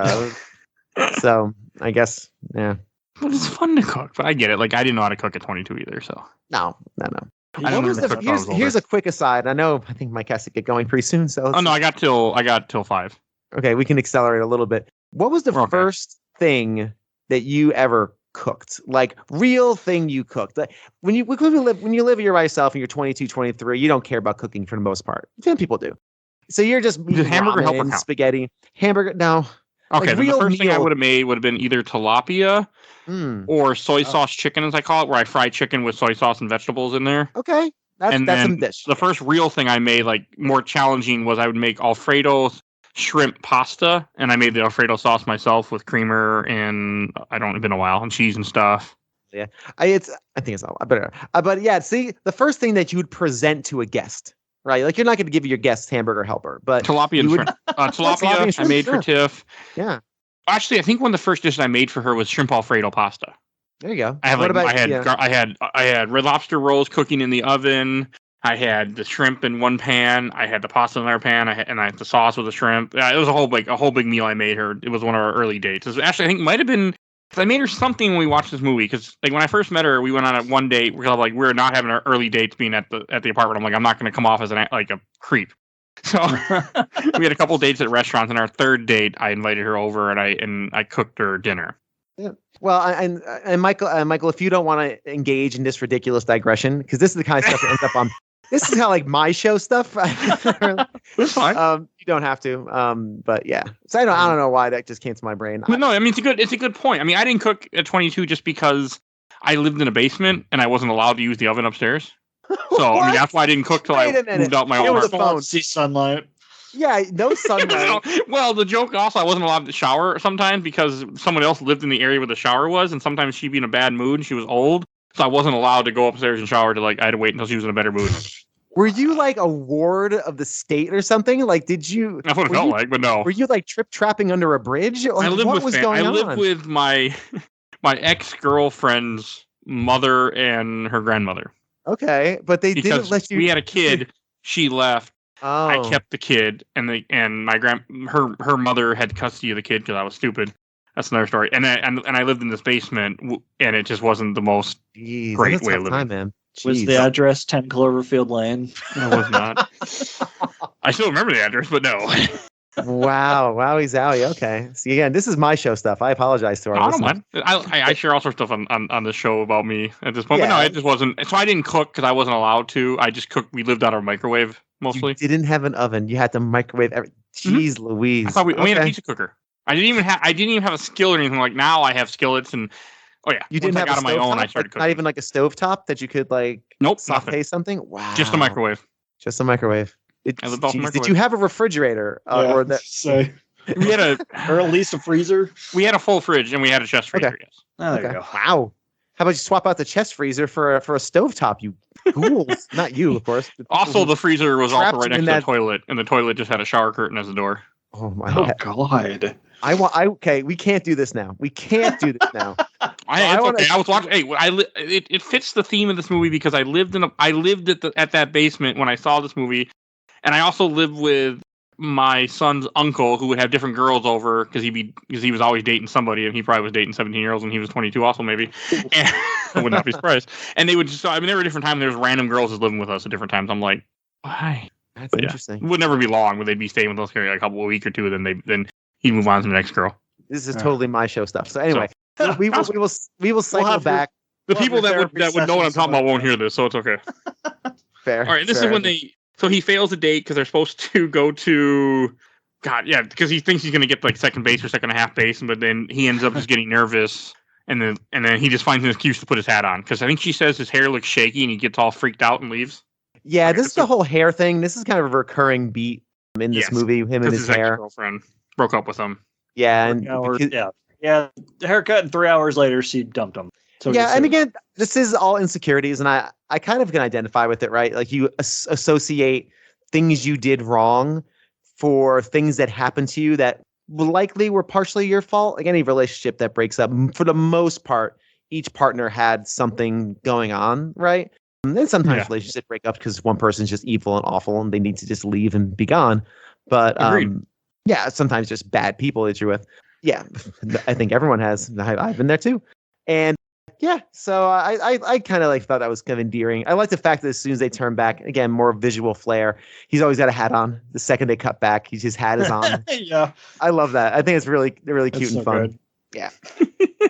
And like everything, and this is when you run into the second ex-boyfriend who ends up being Lucas Lee, the actor. Yeah, they go to Casa Loma where they filmed X-Men. This Xavier's mansion. That's cool. Oh, I didn't know that. Okay. I did not know that either. This is a good scene. Like everything with this, with them fighting him, like all of it's really good with Lucas Lee, and like where he's starting to shoot the movie, and then he's pointing, he's supposed to and he's like, "I'm coming." Only thing standing between me and her is you, Scott Pilgrim, and he's like, "He's talking to me," and then he starts punching him. He's like, "Can I have your autograph?" I love that. Very fun. Yeah, It's the just whole fight's hilarious. good. I love how the fight ends too. I do love the fact that this game. Gee, I keep calling it a game. Again. I It's okay. keep calling it. I love the fact that this movie really does one of the better things it does in emulating video games, and not just the visuals and the combo counters and all that. How there's always a weak point, or there can be a trick in defeating the boss, right? Which is always the fun Yeah. thing about games is when you don't have to brute force them, you can also trick them or beat them in a different way. Some of the best games do that, like your Deus Ex does that, and things like that. Prey does that really well. So I love that about this, where he knows he couldn't physically defeat him, but he can trick him into destroying himself. I love that aspect of this, where a lot of this movie is that, right? Well, them fighting all the stunt doubles, I think, is hilarious That's too. very good. Yeah, it's fun. And the way that like you're saying, the way he beats him is just like, well, I bet you can't go down those, grind all that and survive. And the guy's like, oh, on these rickety rails in the snow. And, There are girls watching. Love that. Good. and then he just dies, pretty much. Yeah, he Rolls just up goes in the too coin. fast and just explodes. Yeah, He, with the coin. he totally bails. And so does Ramona. Speaking of bailing, because this is when he finds out Ramona just left. Yep. She's like, I'm done. Bye. I ain't dealing with this. Which I get it. Man, we haven't even gone into the number motifs because there's just too much to list. But like Lucas Lee pointing at him with two fingers, and he's got the double L logo tattooed on his Nick. Oh man, I love all this. I didn't get that. I didn't realize they all have like numbers references. Oh yeah. Oh yeah. The car he gets out of has a 2 on it. Yep. That's cool. Yeah, it's neat. Yeah, but I caught that with 3 with the next one. He obviously has a shirt with the giant 3 on. I was like, oh, okay, movie. Okay, cool. Yeah. And then Roxy's fights at a club that's just called 4. Yeah, see? I never caught any of this. Well, now you gotta go back and watch it again. I will be at some point. I love this. I mean, this movie's on Netflix. I would just throw it on Netflix randomly when I'm editing because I have so much editing. What I did. Right now. But God, I still love this movie. And then this is when you have Envy calls him when he's at home. Oh, he's all upset because Ramona left him. And he gets a phone call in the morning thinking it's Ramona and it's Envy. This is where he gets the lesbians line too. Oh yeah, right. You gotta say the L word. Lesbians? No, lesbians. It's so very Love, good. Scott. I wasn't trying to trick you. Yeah, it's just so stupid. Yeah, like the idea too is he can't admit to himself the word love. I guess is part of it. What they're going for. Yeah, again, it's kind of one of those where, and again, everyone's been through. They state that it's been a year since he broke up with Envy. Envy, thank you. It's been a year. Right. A year is a long mourning period for a breakup. Because again, everybody listening has had a breakup where it just takes a while. I remember one time I broke up with somebody. I was so upset. We had this like a little keychain that we got down the shore. How Jersey is that? A keychain down the shore. And like I was so upset. I like threw it out of my moving car. Like just dramatic, you know? And it takes a while sometimes, you know, where you just can't. Yeah. You just can't. It's a mourning period, right? It's an end of something. When my son's mother left me, which is the one that I was living with her parents or her mother, at one point we were going to get married and I had our wedding bands and I took them and chucked them into a pond. Oh, wow. So you want to be dramatic? That was my dramatic thing. I mean, all right. Hey, we've all done it. And I kind of get that and just understand now he was probably really into her and he was probably actually opened himself up, which is what I read into it. Again, there's nothing in the text that says that, but that's one of my assumptions. And that's why he's so standoffish. He's not letting anybody in, you know. Yeah. So, yeah. And this Ramona's the first one who he really is infatuated with and is considering letting in. So, yeah, Ramona's a little crazy. Maybe not crazy. That's okay. Word. I shouldn't say that. Ramona's there's other issues. Yeah, Ramona's got her own stuff, like her own baggage. And I even think she says at some point, we all have our baggage, right? Yep. We all have our stuff. And of course you do. This is a true statement. There's a lot of truth in this movie, but it gets washed over by the just dazzling cornucopia of visuals. Yeah, again, so that's true. Truth like bread makes you fat. That's a very funny too, but a very good moment. This is also very true. Probably the most quoted line from this entire movie throughout the world. I hear it all the time in different stuff. Really? It might not, I mean, it is. Well, I probably from here, but yeah, I mean, it is the truth. Bread does make you fat, unfortunately. Sure does. I mean, I love bread and I eat bread, but that ain't gonna stop me, unfortunately. But yeah, it does make you fat. Everything makes you fat if you eat enough. No, bread you don't have to. It's just because of carbs. Carbs really make you fat. You want to eat less carbs. I don't, but that's what you want to do. Yes. And this is when he's going somewhere. No, he's going to the coffee shop to go see his sister, and this is when you have the ex-girlfriend attacks, and he doesn't realize who she is or what's happening. He's attacked by a random girl, ninja. Mae Whitman. Oh, is that the actor's name or the character's name? The actress's name. Roxy Richter is the character. Oh, I should know that. I just watched it. This is the voice of Katara from Avatar, and she was April in the 2013, the first Nickelodeon Ninja Turtles cartoon. She's done a lot of voice acting. Okay. Cool. That's cool. I mean, I did not know that. I think the coffee shop is funny where he goes to see his sister. He calls her and she's like, I'm just getting off. And he calls her right outside the shop, goes inside, and she's already gone. Yeah. And the other girl who's like works everywhere. He's like, you work here too? She's like, someone. And then this is when her mouth she's swearing at him constantly, but they bleep it all out and put a little black bar in front of her mouth. Yep. Yeah, we haven't talked about Aubrey Plaza yet as Julie. She's a great character. Yeah, a lot of fun. She does a good job. She's hilarious. I like how she always has all these different jobs and he has no jobs. They're called jobs. And I do like how Anna Kendrick's character, like you see her leaving and then she's already outside. Yeah, because she's tying up her hair when she's talking to him on the phone, and then cut to him inside to the back of a brunette tying up her hair, and it turns out to be Julie. Good stuff. Yeah, very good. I know Aubrey Plaza went on to have a lot of movies. Well, she was on one of those shows, right? Parks and Rec? Yeah. Okay, I've never watched it. It's okay. I've Chris heard good Pratt's- things about it, but Chris Pratt's in it. yeah, but I've lost Everybody's interest in him. Everyone's favorite. Everybody loves. I did in Guardians 1, but Yeah, I think at that's- this point I'm kind of just done with him. Yeah. I just I'll don't never care. understand it. I'll never understand why people dislike Chris Pratt. You know what? Maybe him playing Mario has really just cemented him as He's in too much stuff. Maybe. I don't There's know. There's also Or- choices, but I'm just thinking about it's just not even like those include. I think okay, I know why I don't like him. He made a terrible movie called Guardians of the Galaxy Volume 2, and I just can't forgive him for that bullshit. Oh, there is that. I think There that's what made is me go. that. I mean, because you had the great movie Guardians 1, then you have that shit Guardians 2. If Guardians 3 is shit too, then I'm done. God, please Oh, don't she be shit was in. Guardians She 3. was in Legion. Oh, I remember. I watched like 3 episodes of that, and I was like, oh, I want to watch that someday. I don't know. It didn't catch me. That and what's the other one? Gifted? I think it's the other X-Men one. Yeah, that aren't connected in any shape or form, but they exist. Yeah. Yeah. Oh, Nice. X-Men. Oh, Fox. Another X-Men game. It's been a long time since Destiny. Yeah, there's a reason. So this is where he sees Ramona at the coffee shop, and this is when she's yelling at Julie's all yelling at him and everything. I don't remember what else happens here. Envy shows up. Oh, okay, this is where she's like, I'm jealous. Yeah, he's like, I know it's early, but I don't think anything get in the way of how I shit. That was funny. And this is when I think he's invited to the concert. He's like, we're definitely not gonna go. And then they go. Yeah. Okay. Well, And then yeah, she invites him, and then they're invited Steven, to open. Yeah, Steven Steven still says, yeah, you got it. What I remember. And this is where he wakes up at Wallace's. I think Wallace has like multiple boyfriends in the bed. They're all sleeping in the same bed. A good beat. Another really good beat for him.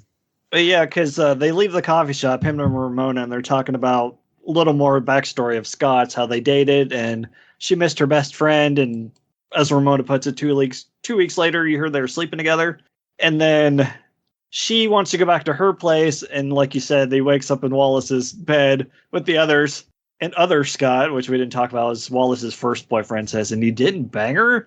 I couldn't stop thinking about my stupid ex-girlfriend. And Jimmy, Stacy's boyfriend from earlier, says, is that the Uma Thurman movie? Which is a great joke. I love that joke. It's a good joke. Yeah. I like the fact that he's always talking about second and a half base, as if you can actually be okay between second and third. Like, about first and a half. Like, what is a half? Like, again, funny little beats. It's yeah. And then you have this is when they're at practice, or supposed to be at practice, and Knives ends up going to the house or wherever the hell they're at, and looks through the window and sees Scott and Ramona together. Uh-huh. Just talking about, yeah, we're all adults here, and it's just the 17 years old. And this is when she gets the blue highlight. Okay, this is funny when she dyes her hair, and you like her and her sister, and she's like, I can't understand anything you're saying. So this is Tamara. This is one of the friends from school that she talks about during her. Oh, it's not her sister? No. I always thought it was her sister. I did too. Okay. Suppose I must pay attention to this movie at times, huh? Well, I mean, they don't specify it either way. It's just something I know. Okay. It is. I don't know. I just find it all hilarious with that, when she dyes her hair and everything, and that whole stuff is just hilarious to me. Yeah, the first time I saw this, when she's rinsing her hair in the bathtub and she's talking over it, couldn't understand a thing she says. Just like Tamara's like, I can't hear anything you're saying. But now I can't unhear it. It's like I know exactly what she says, and I just hear it clear as day. It's so weird.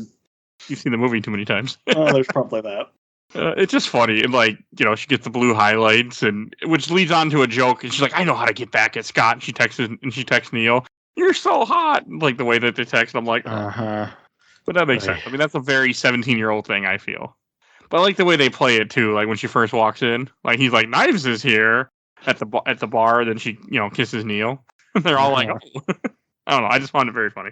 It is pretty good. I also like the hair changing, because there's 2 layers to that, as I've said before. One is she's kind of coming out of that shell. She's kind of growing a bit. And the second side of that is not for a great reason. She's doing it to get back at a boy, or she's doing that. Yeah, she's really just doing it to get back at Scott, and changing to win my him hair. back. Yeah. Kind of win him back, but also make him jealous. Yeah, to make him jealous, in the hopes that he will see the error of his ways and come back into her arms. Again, is very creepy when I said that word, but she's 17. Yeah, no, I get it. Yeah, and that's fine. But it's again, I like her growth in this, and her coming out of the shell, and evolving into a different person, and actually at the very end, very end, a wiser person. So yeah. She has good growth. Yeah, she's the only one in this movie who really does. And you could say Ramona does, but at the end of the day, she's still just as confused as she was before and hesitant, but at least she's willing to kind of give it a go. And Michael Cera, he changes, but it's because movie needs to finish, I think. Because for video game reasons, he evolved. That's a good way to put it. And so this has one of my favorite lines in this movie. The Clash at Demon Head, they start playing, and you want to do the line with me, Mike? Oh, that's Todd. Yeah. Well, I thought you were going to talk about when Knives walks out in this year, and Ramona's like, "Who is that girl?" It's like, Scott dated her. Yeah, briefly. How old is she? And then that's when we see his wheel of excuses, and it lands between gotta pee and her, and it's I gotta pee on her. It's pee. But one of those wedges in the wheel is Tell Pac-Man Story. Which is That's funny. I didn't catch that. I mean, I caught the pee on her, but I didn't see it was Pac-Man Story, one of them. Yeah, I probably paused it frame by frame back in the day. That's the only one I remember. I just love that. I just love that joke when he's like, "Yeah, that's the guy in bass. Yeah, that's Todd. I know. You know." And you hear, "Oh yeah." Oh, he's no. like, "Oh no." I love that line so much. Really good.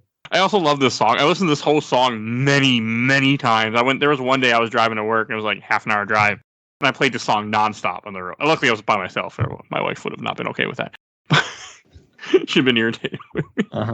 She's irritated with my love for Taylor Swift too. Which song is it? Called Black Sheep, I think. Is that the name of the song? I think it's the name of the song. I think Metric is the name of the band. Yeah, if you search Black Sheep.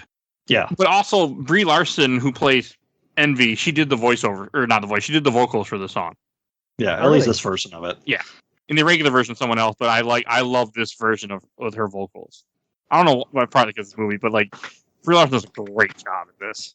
Mm-hmm. Tiff did not recognize her. I'm like, that's Brie. She's like, that's Larson. I'm like, yep, that's Brie Larson. And my wife had the same. Yeah, my wife had the same thing. I'm like, "Yo, that's Brie Larson." She said, "Oh, okay." She's like, "Wait, like from Captain Marvel?" I'm like, "Yes, yeah, Captain Marvel." She's like, "Really? Okay." And Brie Larson, of course, was also in Room, and she's excellent in Room. That's a tough movie to watch. Not cool, boy, excellent, but boy, I mean, yeah, it's a great movie, but that's a challenging movie. That's a challenging film to watch. Scott dates Captain Marvel. He beats Captain America, Superman, and Katara from Avatar. Not bad. I do love that. I just love the scene. I love the way that everything works with the scene. Everybody's looking at each other. I love this song. I've listened to this song so many times. It's just one of my favorite parts. Yeah, it's really great. I'll actually ask Michael, since you are the fan of this film. What's your favorite, I'll say, boss fight or favorite X fight? I really like the Katanage twins with the electric beasts that kind of duke it out, but I really like that Threshold song that they play during it too. Yeah. But Roxy versus Ramona is pretty great too. Yeah, it is really good. Yep. Towards the okay. Yep. Yeah, cool. That's a good scene too. Just curious. Yeah. I don't know. I just love this song so much. Like I've listened to you should listen to the song, but her version I like better. I like her voice, and because of this movie. But yeah, it's called Black Sheep, and the band is Metric. Yeah, cool. And they have a YouTube video on there with her vocals, with Brie Larson's vocals. So I'm listening to it right now. And then you have them backstage, and I like all the interactions with them backstage too. This is where you have another scene that I love, where her boyfriend Todd is just an asshole and a Super Saiyan 2 for some reason. But we'll get into that.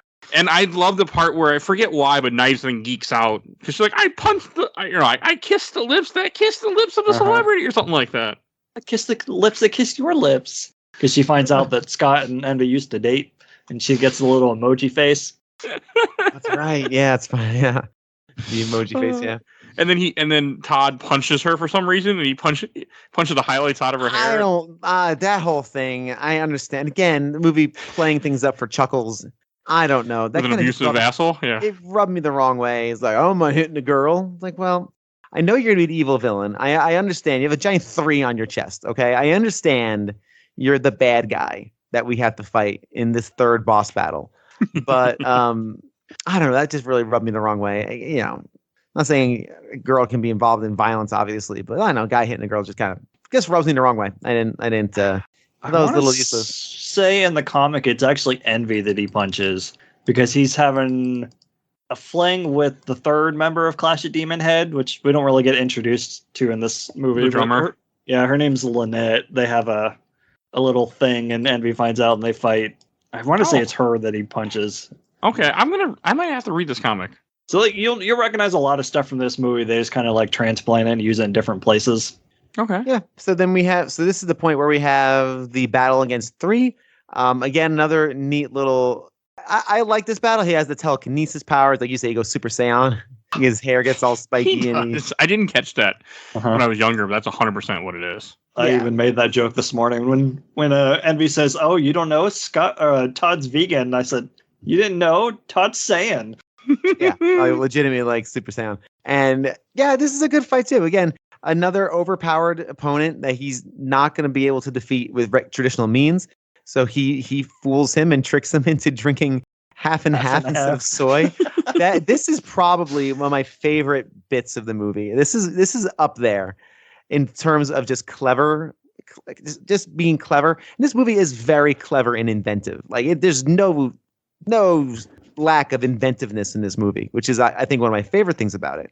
I love this concept of him drinking the half and half, and then the vegan police showing up in like a leather vest. It's just so on the nose, and it's on the nose, but very funny. Who's the other actor? I know it's Thomas Jane, the old guy that played Punisher one time, and then I forget who the other actor is. I really don't know. Looks like Clifton Collins Jr., which I don't recognize. Okay. It's so funny though when they come, they're like, "You ate chicken." He's like, "Chicken, not vegan." Yeah. No one ingested gelato. Gelato isn't vegan. It's milk and eggs, bitch. Yeah, great line. I still love the chicken part when he's like, "And you had chicken parmesan." He's like, "Chicken's not vegan." Chicken is a vegan.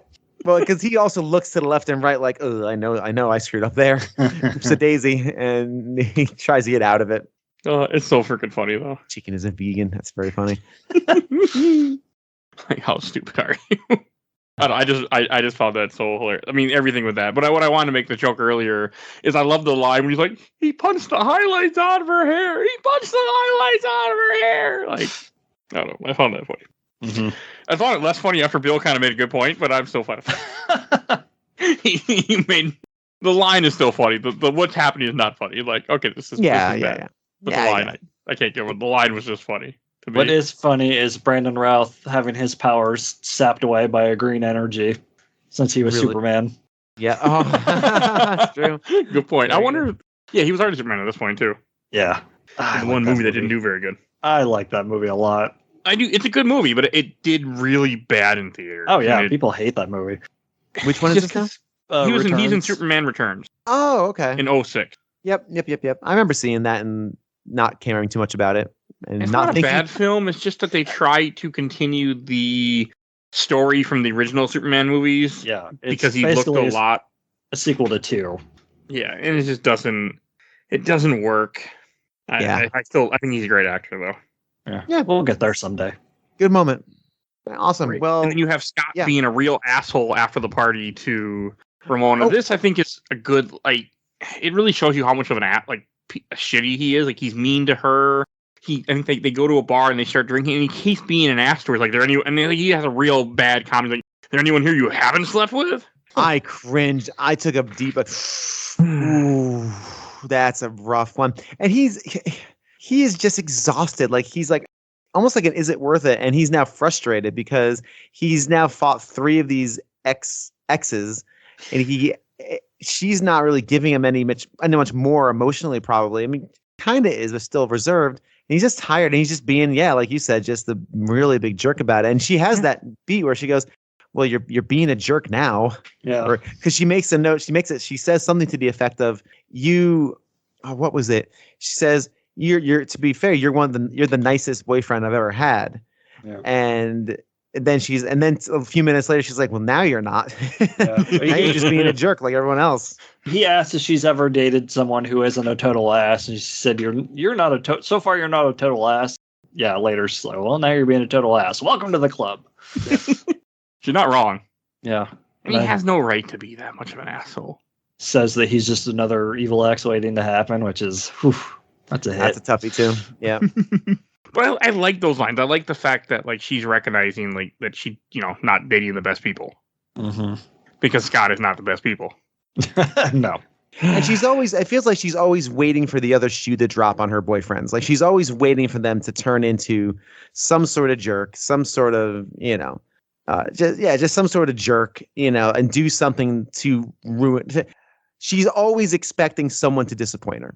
Yeah. She's just waiting for disappointment. When in reality is everyone's going to disappoint you at some point. That's just relationships. This is how it works. Yeah, well, You're she always tells gonna be at some point, which is fine because no one's perfect, obviously. But it's not her fault. He really is just being an awful, ass at that point. So But she tells in all of her backstories that she's not really the best kind of person either. No. Yeah. She dates Matthew for a week and a half and then tells him to get lost. She dates Lucas until Todd walks by. It's like you get what you give, really. Yeah, that's a good point. Yeah. Yeah, I mean, it shows pretty quickly that she's not a good person either, just like him. Mm-hmm. I still consider him worse, but that's just because. But yeah, none of them are good people. That's what I don't think I realized that before when I watched the movie before that every single person in this movie is bad. Everyone's nice. I relate to bad Kim. people. Kim's a cynical asshole, so I can relate to that. I like Absolutely. Kim. She just keeps shooting herself in the head, like, okay, I'm done. Yeah, this movie. Everything out of her mouth is sardonic, scathing meanness. Absolutely. It's really fun. She's great. She's great. And at the bar, this is when Roxy attacked. And I thought there's some really funny stuff in here. There's a few things I don't think age very well.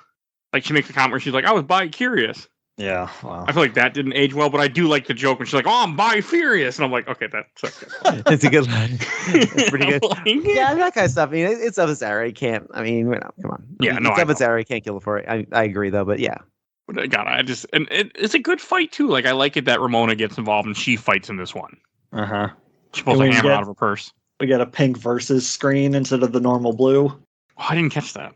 Bill, That's what do you have for your video game references in this scene? Because there's a handful. Well, let me look at my list here. I didn't. Let's see. I don't think we mentioned the Final Fantasy II baseline. Yeah, that he plays against Todd later too. Yeah.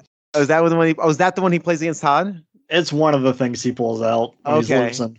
Okay. There's a level up. It's a 2-player mode. I guess maybe I missed them. Maybe I missed some. Then I don't know if I have it again. My list was not ordered in terms of like of what scene they were in. They were just hasty scribbles. So I really don't have much context to them. So yeah, I will lean on you for that one. So Roxy's got like a whip sword, kind of like Ivy Valentine's from Soul Calibur. Yes, I caught that.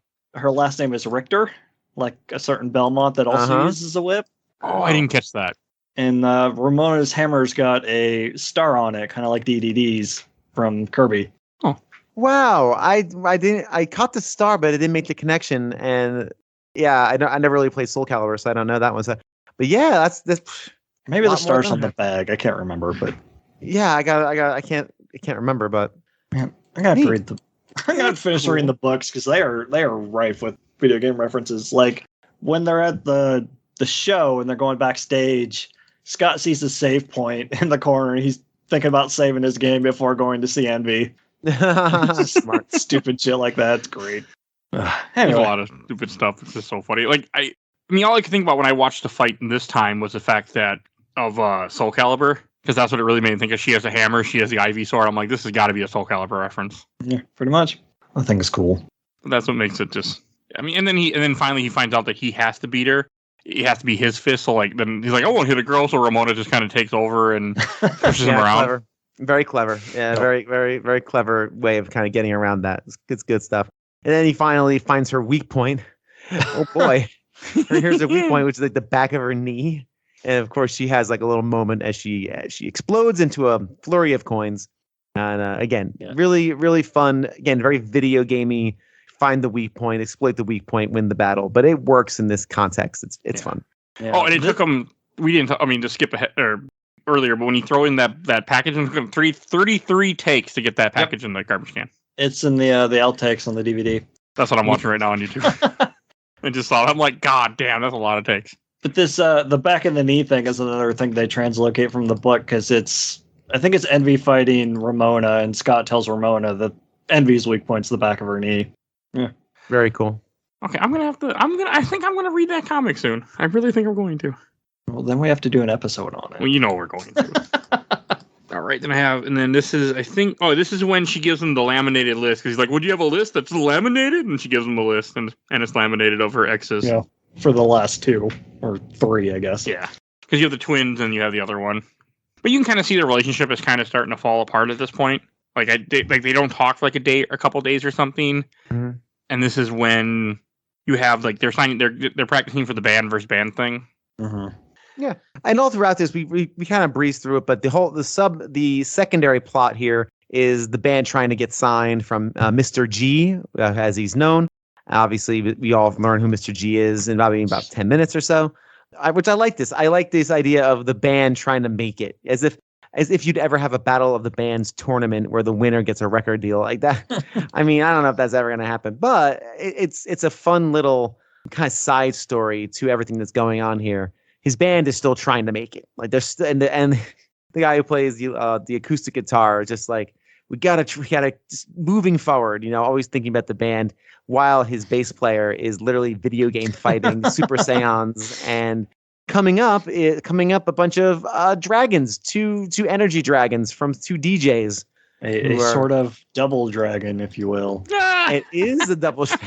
Jeez. I didn't think about that. Well, they called Gideon, they call him G-Man, which is a Half-Life reference. Of course, yeah. Oh, okay. Yeah, I didn't get that. Mm-hmm. I'm kind of surprised. I've never played Half-Life, that's why. I need Keep to saying you got to change that. I'm going to. I'm going to put it on the I know show you- one day just because I know you I are. need to play it. It's great. It bothers me that I've never got around to it. Might as well just do Black Mesa at this point. I mean, I wouldn't, yeah. Well, I want to play the original one just to play the original one. So anyway, I guess we can just fast forward to Ramona's got the green hair and they take on the twins in this very strange stage against stage, wall of amplifiers against wall of amplifiers. Again, that wouldn't be a thing, but again, in the context of this film where everything's a subversion of what makes sense. I kind of like that, this idea of this actual battle and them furiously playing. I forget which song. Yeah, you mentioned what song they were playing. Yeah, this is Threshold. And good song actually, really good. And the ADM guy, he hit one note and just hold that note. And I'm like, that's kind of basically a lot of EDM. Just listen to SoundCloud EDM. So, but it's a fun fight. This is again another fun abstraction, right? He creates a gorilla to takes on the double dragons, and it's a neat little abstraction. And then of course he's victorious. They explode in more coins. They win that battle of bands by default because I guess if the other band explodes, the other band wins. That's how they won the first round, actually. That's we true. didn't talk about it, but Matthews demon hipster chicks hits Clash and the Boys with the fireball and disintegrate. Oh, just kill him. Yeah, Right, that's right. Okay, I didn't catch that. And this is also when you first see Ramona with green hair for the first time. Yeah, which I think is another thing. Like you said, it's been a while since I talked. I think this is another time passage thing to show you that it's kind of a little further in the future. Yeah, a week or so. Yeah, exactly. He also gets his one up, which obviously is a signaling for the end of the movie. Not exactly the most subtle signaling for the end of the movie. It works. It's fine. Funny. It's fine. I know it's totally fine. Well, plus the line right before he gets it, I gotta get a life. And he grabs the life, Yeah. the one up. It's not exactly Chekhov's gun here. It's freaking hilarious. I love it. It's good. And then I'm getting a we life. learn- Ding! I love that it's straight out of the video game too. That looks just like his head in that game. It's fun. Mm-hmm. So the game did the game come out before this movie or after this No, movie? it was I can't after. remember. It was about the same time because Oh, really? I saw the game first. It's like some GameSpot. God, not GameStop. We don't talk about them. Some GameSpot video showed it's just like this sizzle reel of E3 stuff, and I saw this 2D beat 'em up. I'm like, what the hell is this? So I kind of looked into it, found out it was called Scott Pilgrim vs. the World, and I searched for it, and then found the movie trailer. Like, well, crap, this is awesome. Guess I should have said that at the top of the episode when you asked my history with this. Yeah, it's fine. It doesn't matter. So it was about the same time, I think. I just forgot it. I've never finished the game. I played it a little bit, but it's something I wanted to get around to one day. The last boss is hard. You can also level up in that game if I remember correctly. Yeah, which you have to, or else you're going to get stomped. Any game I can level up in, I can beat. And Yeah, Dark Souls and Bloodborne. It also came out in 2010. Oh, okay. That's cool. Yeah. And this is when Gideon then signs the sex bombs.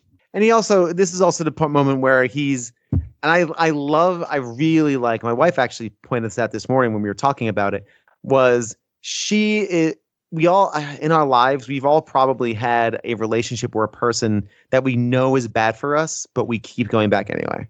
And it's well represented in the chip in the back of her neck, which we'll see in a bit, but she's going to go back with him because something about Gideon attracts her. And she knows it's a bad thing. It's like, it's not an addiction. That's a really harsh word to say. But it's almost that kind of energy where I know you're bad for me, but I'm going to keep on keeping on because I don't know. I just do. And it's a very real thing. And she never is ever happy with him. She's just resigned to being with him. Like, this is just what's going to be. And I'm not going to be happy, but at least I'm here with someone for some reason attracted to and some reason drawn to. It's even just drawn to. It's not attracted. So it's very sad. It's sad that and of course he signs a sex bomb. He doesn't sign Scott Pilgrim. Scott Pilgrim, all he wants to do is just take him on and get Ramona back. Yeah. He could care less about the record contract at that point. And the rest of the group, of course, signs the contract and she goes off. I think this might be the moment. Sad Scott? Is this the one where he's kind of walking around like the streets of Toronto, banging his head against telephone poles and goes thonk, thonk, thonk. That was the moment, thonk, thonk, thonk, where I said to myself, like, okay, this is getting tiresome. All the words coming out of people's heads and all like the love that he has to blow away. And all the black bars around the mouth. It's all fine. But at this point, I'm like, can this movie just give me a moment to breathe? Can I just breathe and just take in a moment of someone struggling with a thing without the words thonk, thonk, thonk? Like, take a breath, movie. But this movie does not take a breath. This movie is slowed there for a bit, but then it goes right back into with his sister comes and it kind of gives him, I guess, advice, kind of. Yeah. This is one of the times that she refers to him as little brother, even though she's the younger one, but he acts like a child. Yep. Like, did you see a future with this girl? Like, with jetpacks? Good God, dude. Doesn't stop. That. We are an hour and a half into this movie, and we are still doing this. And that's what's annoying, too. This kid doesn't arc. He just levels up. And that's not how life works. I mean, sometimes, I guess, like a realization hits you and you kind of grow in a moment, I guess. But anyway, we will continue on. It's just, and then this is, I think when you have Gideon then calls him and then he goes to the club, which is also interesting. The call. Is this the Chaos Theater? Yes. Yep. Chaos Theater. You made a reference that I did not know it was a reference to earlier today. I'm not surprised with you two. What's that supposed to mean? He's assuming. Well, you guys are kind of thick. I mean, you guys don't get the Earthbound references. Yeah. Bill famously hated on Earthbound multiple times. I don't hate Earthbound.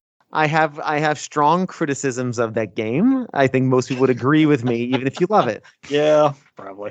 Yeah. But yeah, the Chaos Theater is from Earthbound and is in Tucson in that game. Okay. Good stuff. Which it definitely is probably referenced to, I'm assuming. So. Oh, it's gotta be. Yeah. I can't see it not being. And it's okay. I mean, I don't get it, but because I get it now, but I didn't catch it, of course. I played Earthbound once a little bit before the podcast started, and the game didn't do anything for me. Yeah. The structure of this club makes no sense because he goes in on the ground floor, takes 2 elevators down, and there's this big cavernous club down there. It's like a umbrella facility with a ceiling. Yeah. And with a giant pyramid and a throne right in the middle of it. Yeah. That's great. My modern club or venue. It really does look like the worst thing that IKEA could possibly make. Like it is really just garish and awful, but anyway, yeah, it is pretty bad. I love the fact that Sex Mom, they're dressed up in the same outfits, and like say like almost like frilly little, not cummerbund, but like those little neck things, and I don't know, this very funny kind of where they are and how quickly they've sold out. And I think one of them mentions like we're here to sell out. Oh, drummer like we're here to sell out and blah blah blah. Yeah, that's what she says. Here to make which money, again it fits stuff. And I feel like it's also kind of a reference to bands too. Like the idea is that you know, to get signed by a record deal, and you kind of are in a way selling out. I mean, Steven, his whole drive to during this movie is to get signed. And then once he finally gets it, they're like, "Oh, this kind of sucks." Well, I mean, and I will always say that the term selling out is always a bit weird for me. I don't agree with the term selling out for the most part. I think sometimes bands just, you know, they want to get successful and they want to reach a different audience, and there's really nothing wrong with that. And sometimes a band's music changes because when you do sell out, quote unquote, or when you do get signed to a record label, your life really does change. You're no longer poor. You have lots of money if you're successful. And when you have lots of money, that changes you. It just does. So anyway, but we can continue onward. So I think at this point, we're just now. This is when he confronts Gideon for the first time. Yep. And you have that whole scene where he's like, "I'm here to fight for her," or "I'm here to fight something about love," and he gets the sword and he goes, "Scott gained the power of love." Says, what? Yeah. You're gonna fight me for her? Why on earth would you want to do that? Because I'm in love with her. And then the sword pops out of his chest, which is awesome. What was his power up? Like, what was the name of his power up? The power of love. I did say the power of love. Okay, Yeah. The power of love. He gets his blue sword. He fights a bunch of goons. Really fun. Just cutting him down like butter. Great, love it. But unfortunately, Gideon destroys his sword and kills him.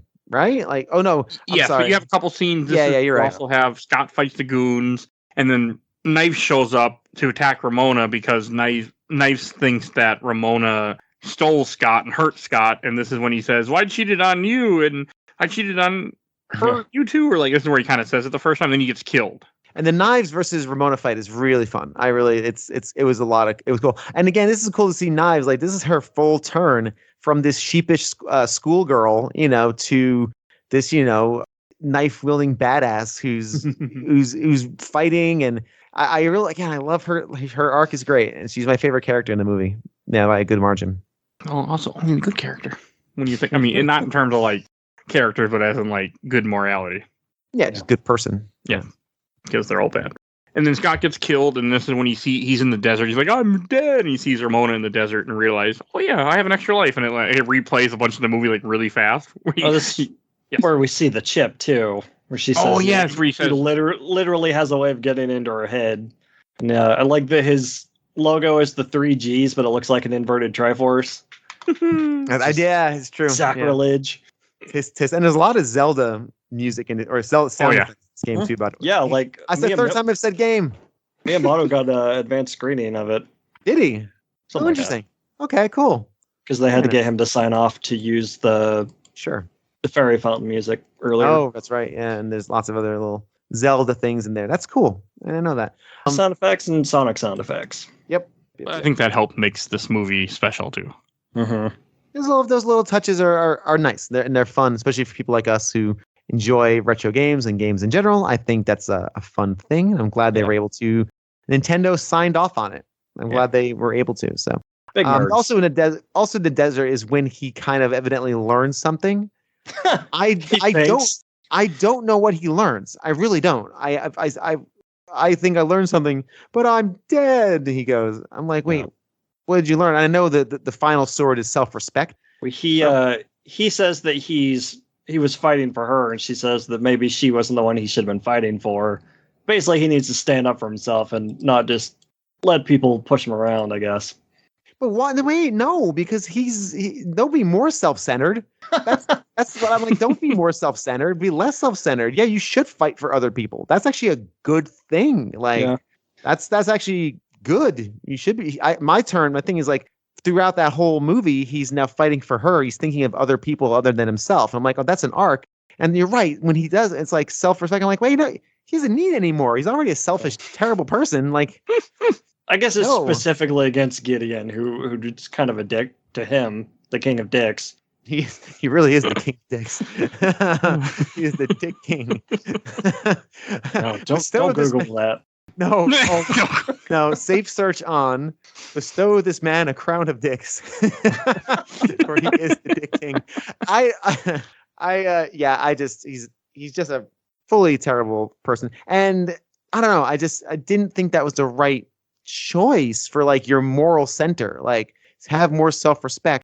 again, because when he becomes more, he becomes honest. Like he actually becomes honest with people and he becomes empathetic. But that doesn't really come with self-respect. That's more of you growing and realizing that other people matter, and not being the center of your own universe, which is what his main central problem is anyway. I don't know. It just really like at that point, I was like, what'd you learn? I don't understand. So also worth tired. pointing out that they had to write the entirety of this movie before the last volume of the book was out. So they might have been kind of rushed to just end it too. Oh, I didn't know that. Yeah. That's kind of dumb. I mean, that's dumb on their part for like, maybe you shouldn't let it finish before you start making a movie. Better than stuff like Aragon, I guess. Aragon was all written when they got the movie. I know, but they sure didn't use it well. They didn't care. He was young. I actually met the author of Aragon once at a book signing in Milwaukee. Either of you read Jumper? No, I don't think so. Did you see the movie? Yes, once. It has nothing to do with the book. Oh. Anyway. I know it bothers you. Yes, it does. That one specifically. The way that Aragon bothers my wife. Oh. I had a signed copy of that book, but I do not anymore. All right, and then this is like we're talking about the self-respect sword, and then this is where he slashes Gideon in the face, and you have him tells Knives and Ramona how he cheated on both of them, and Ramona's like, whatever. Yeah, so I don't know how it's different here because he openly admits it, I guess. Before they had to like drag it out of him, so I guess it's better now. Well, that, and he's more like he apologizes more than when the first he's like, well, I guess I cheated on you, but not really. Like he did. Yeah. He's more open about it and more forgiving, and seems more upset about it. I guess the way to put it. I guess either way, he's still an asshole, but yeah. Oh yeah, no, I mean that's really the short and long of it, yeah. But yeah. And then you have him. Oh, and you have this where Ramona says we both can be girls and kicks him in the balls. Yep. That's really good. That's very, very good. Yeah. And then he beats and this is when he kicks her down the stairs and you just see bad, and he keeps hitting her. Like, I'm like, oh, okay. The Ninja Revolution callback. Yeah, and then you have the punch combo where Knives and Scott team up and beat the shit out of Gideon, and then they finally defeat him. Mm-hmm. I wish they'd done an X-Strike from Chrono Trigger. That would have been cool. That would have been cool, damn it. I was thinking of that earlier when I was watching. I'm like, oh man, that would have been awesome. It really would have been. Damn it. We're not going to get that, I'm pretty sure. An aerial shot and then both of them just kind of cross over. Ugh. Anyway. And then you have Nega Scott shows up. And they're all ready to help him fight Nega Scott. And he's like, I got to do this on my own. And you see the scene where like they both leave and then they're waiting for him. He just comes out talking like, oh yeah, we're going to go get brunch. I'm going to steal a line from the CinemaSins video. Basically talking about how much Scott is an asshole, that his evil twin is actually a really nice guy. It's a very, that's a very good note. I like this. It ends with yet another subversion, right? Mm-hmm. He's facing off against the Double Dragon 2 doppelganger, and he just walks out with him getting brunch. It's nice. This is a cool subversion. Yeah. It does show some growth from Scott, and yeah, it's a nice little kind of Deus Ex, subversion. It's like I don't have to fight the bad guy. I can just, trick him or befriend him. It's fine. So, we're like, we have a lot in common. It's like, well, of course you do. You're the same person. It's silly. Yeah. Oh man. So Spider-Man PS4 came out and it was revealed that Mr. Negative was going to be the big villain in that, my brother only referred to him as Nega Scott. Still to this day, we'll only call him Nega Scott because of this movie. I bet he's happy about that, huh? If he knew. Yeah, that's all I got. Okay. He'd be disappointed if I didn't bring it up. And then you have them, they come out of the club as friends. You have Ramona starts to leave, and then he stays with Knives, which he really shouldn't be. But this is where Knives tell him, like, go with, this is who you wanted. They go after her. Mm-hmm. I think it's pretty good. I mean, I have issues with it just because of it, but I still thought it was pretty good. Yeah, this is another thing that I think they even filmed him staying with Knives because they weren't sure how the book was going to end. Oh, wow. I'm very glad they didn't do that. And I like the fact Knives says to him, again, this kind of completes her arc and maturing and growing up a little bit in the course of this craziness. Hey, no, you've been fighting for her the whole time, which is really what was happening. Again, this whole fighting for yourself thing is just strange. But you've been fighting for all the time. Go get her. And a couple things are there. She recognizes that she is who he wants. Like she not, I'm sorry, Ramona is the one he really wants, is the one he's connected to because he's been fighting for her because he never fought for her. She was just there. She was just existed next to him because he was unable to share himself with anybody. So she recognizes, no, you love her without using the L word. You love her. Go after her. Like, you've been fighting for her this whole time. And secondly, I don't want to be second best. Because if she walks away from you, I'm your second choice, and I'm not going to be your second choice. And that, I think, is very, very mature and strong from someone who was infatuated with Scott through this entire movie to imply, and maybe that's not in the text, and maybe I just read into that. I think that's powerful, and that's why I love this character, because she's basically saying that. She's saying, I'm not going to be your B girl, and clearly she's your A. So go after your A. Like, this is what you've been fighting for. Give it a shot. You try. Maybe you'll fail, but yeah, I'm not going to be your number two. I'm not going to be your second choice. And I think that's great. I think that's really strong. Won't be your silver medal. Yeah, there you go. Yeah, exactly. No, it's good. And then the final scene is them walking out the door together. And I like that. Yeah, the Walk through the inexplicable, random the extra dimensional doors. Yeah, I thought it was good. And that wraps up the movie. We get the countdown at the end. Oh, yeah. Yeah, countdown. And then I turned it on. At the very end of the credits, Pixel Scott from the game comes out and beats up the end text. Oh, that's I cool. didn't wait for it. Yeah, cool. There's didn't also a chiptune rendition of Threshold during the credits. Oh, I was done. Bill was definitely done. Yes. No question there. Well, I just also went to bed. So I'm like, oh, gotta turn this movie off, take out the dog, and get to bed. Cool. Yeah. All right, and that brings us to Shelf Stacker Box. And Mike, why don't you go first? It's going to be on the shelf, and if you really need me to go into detail, you can start the episode over. There's not much more I could say. Seen this so countless times. My wife and I quote it pretty much on a daily basis, so yeah, it's a good one. All right, and I'll go next. I'm also going to put this on the shelf. I really enjoyed it. I've always enjoyed it. I think I always will. It's just one of those movies that's just up there, one of my favorites. So I'm so glad we finally got to cover it. And now for the fun take. What about you, Bill? This is going to go in the stack. This is a solid stack movie. I'm critical of this because, like I said before, it's visually dazzling. It's a visually dazzling movie. It's inventive.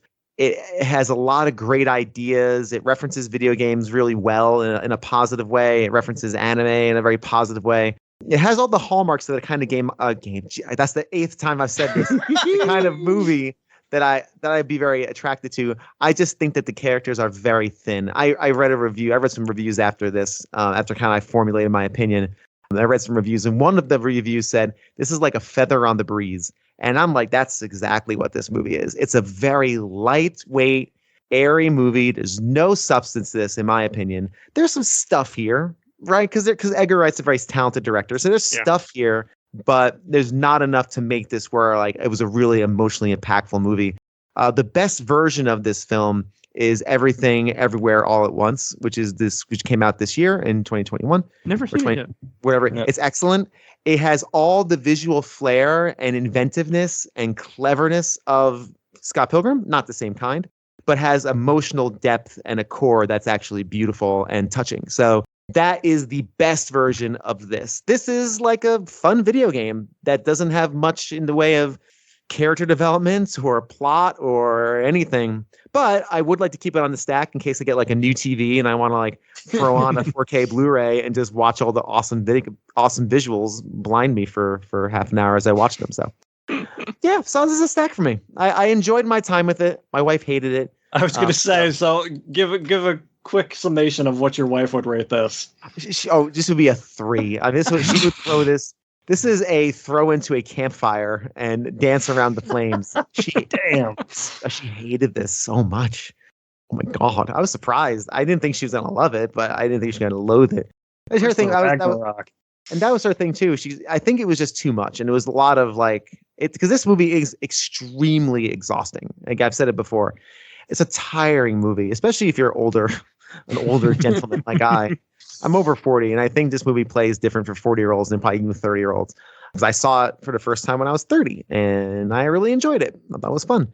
I still think it's fun, but a lot of it was just exhausting. And by the time it was over, I was very much so ready for it to be over. I was like, okay, we're done. So still a stack for me, and an easy stack. So yeah, glad I saw it though. Glad I saw it again. It really was. It's one of those. I was able to form a modern opinion of it. I'm glad we finally covered it. It feels good to get this one off my list of random crap that I want to cover on the show. So the problem is now I want to play the game and I want to read the comic and record about all that too. So we'll see. That's what opened that can of worms right now for me. All right, and Bill, where can people find you at? Oh, sorry. I can be found at, if you listen to the show at any juncture, you know this. But I do a show called The Gamer Looks at 40. It's a retrospective of kind of the history of games as told through people's personal stories. It's neat. This is being recorded in early August. I think I may have to go on a mini hiatus for August and September because my work life becomes 80 hours a week. Well, this won't release till September, so. Oh, there we go. Well, perfect. Okay, great. Well, at this point, you've probably heard a lot of best ofs and just random content that's probably already been played. But anyway, when the show is just firing on all cylinders, it's a series of interviews with friends and bloggers and people who do YouTube and streamers and all sorts of other stuff and podcasters mainly, talking about stories of gaming, like the way stories of how gaming affected their lives and why they like certain games and series. So it's a neat program. I do hope you give it a go. A Gamer Looks at 40. I think I am a fan. I think it's quality. I mean, I think that's the way I always word it when I promote it. It's a quality show. I mean, I don't call this a quality show, and this is something different. I don't know. Yeah, we've both been on it, so it can't be that good. Hey, listen, I mean, some of my favorite stories have come out of Mr. Mike here. They really have. The N64 Hawaiian Punch is one of my. Rip the N64. But yeah, so Gamer Looks at 40 on Twitter. And then there's a link tree in the bio. Click that. All the podcasting things are there. You know what to do. You listen to enough of these things. So I say do like week. I know you do. Thank you, sir. Of course. You watched a bunch of good and bad movies with me. So hey. Yeah, you watched one of the worst movies I think we ever watched for the show. Reanimator or Sin City. I'm not sure which one was worse for me. It's up there. Sin City's much worse. It's a league worse. Wow. That's wild. Reanimator was tough. Fantastic. Perhaps you should buy a pen, Mr. West. Oh God, thank you. It's so good. Right, if you enjoyed this episode, there's over 350 other episodes. We do movies, we do comics, sometimes we do TV seasons. We just do all sorts of crap, whatever floats our boat. So go listen to all our huge catalog. If you want to interact with the hosts, we have a Discord now that we just started recently, but at this time, not recently. But there's a Discord, so go join that. You'll see a link in the show notes. We have a Patreon for the little as $1. You can vote in our Patreon polls, so there's a link in the show notes to that. Go do that, please. It's $1, and I have polls every month. You should be hearing this in September. There will be 2 polls. So, go sign up.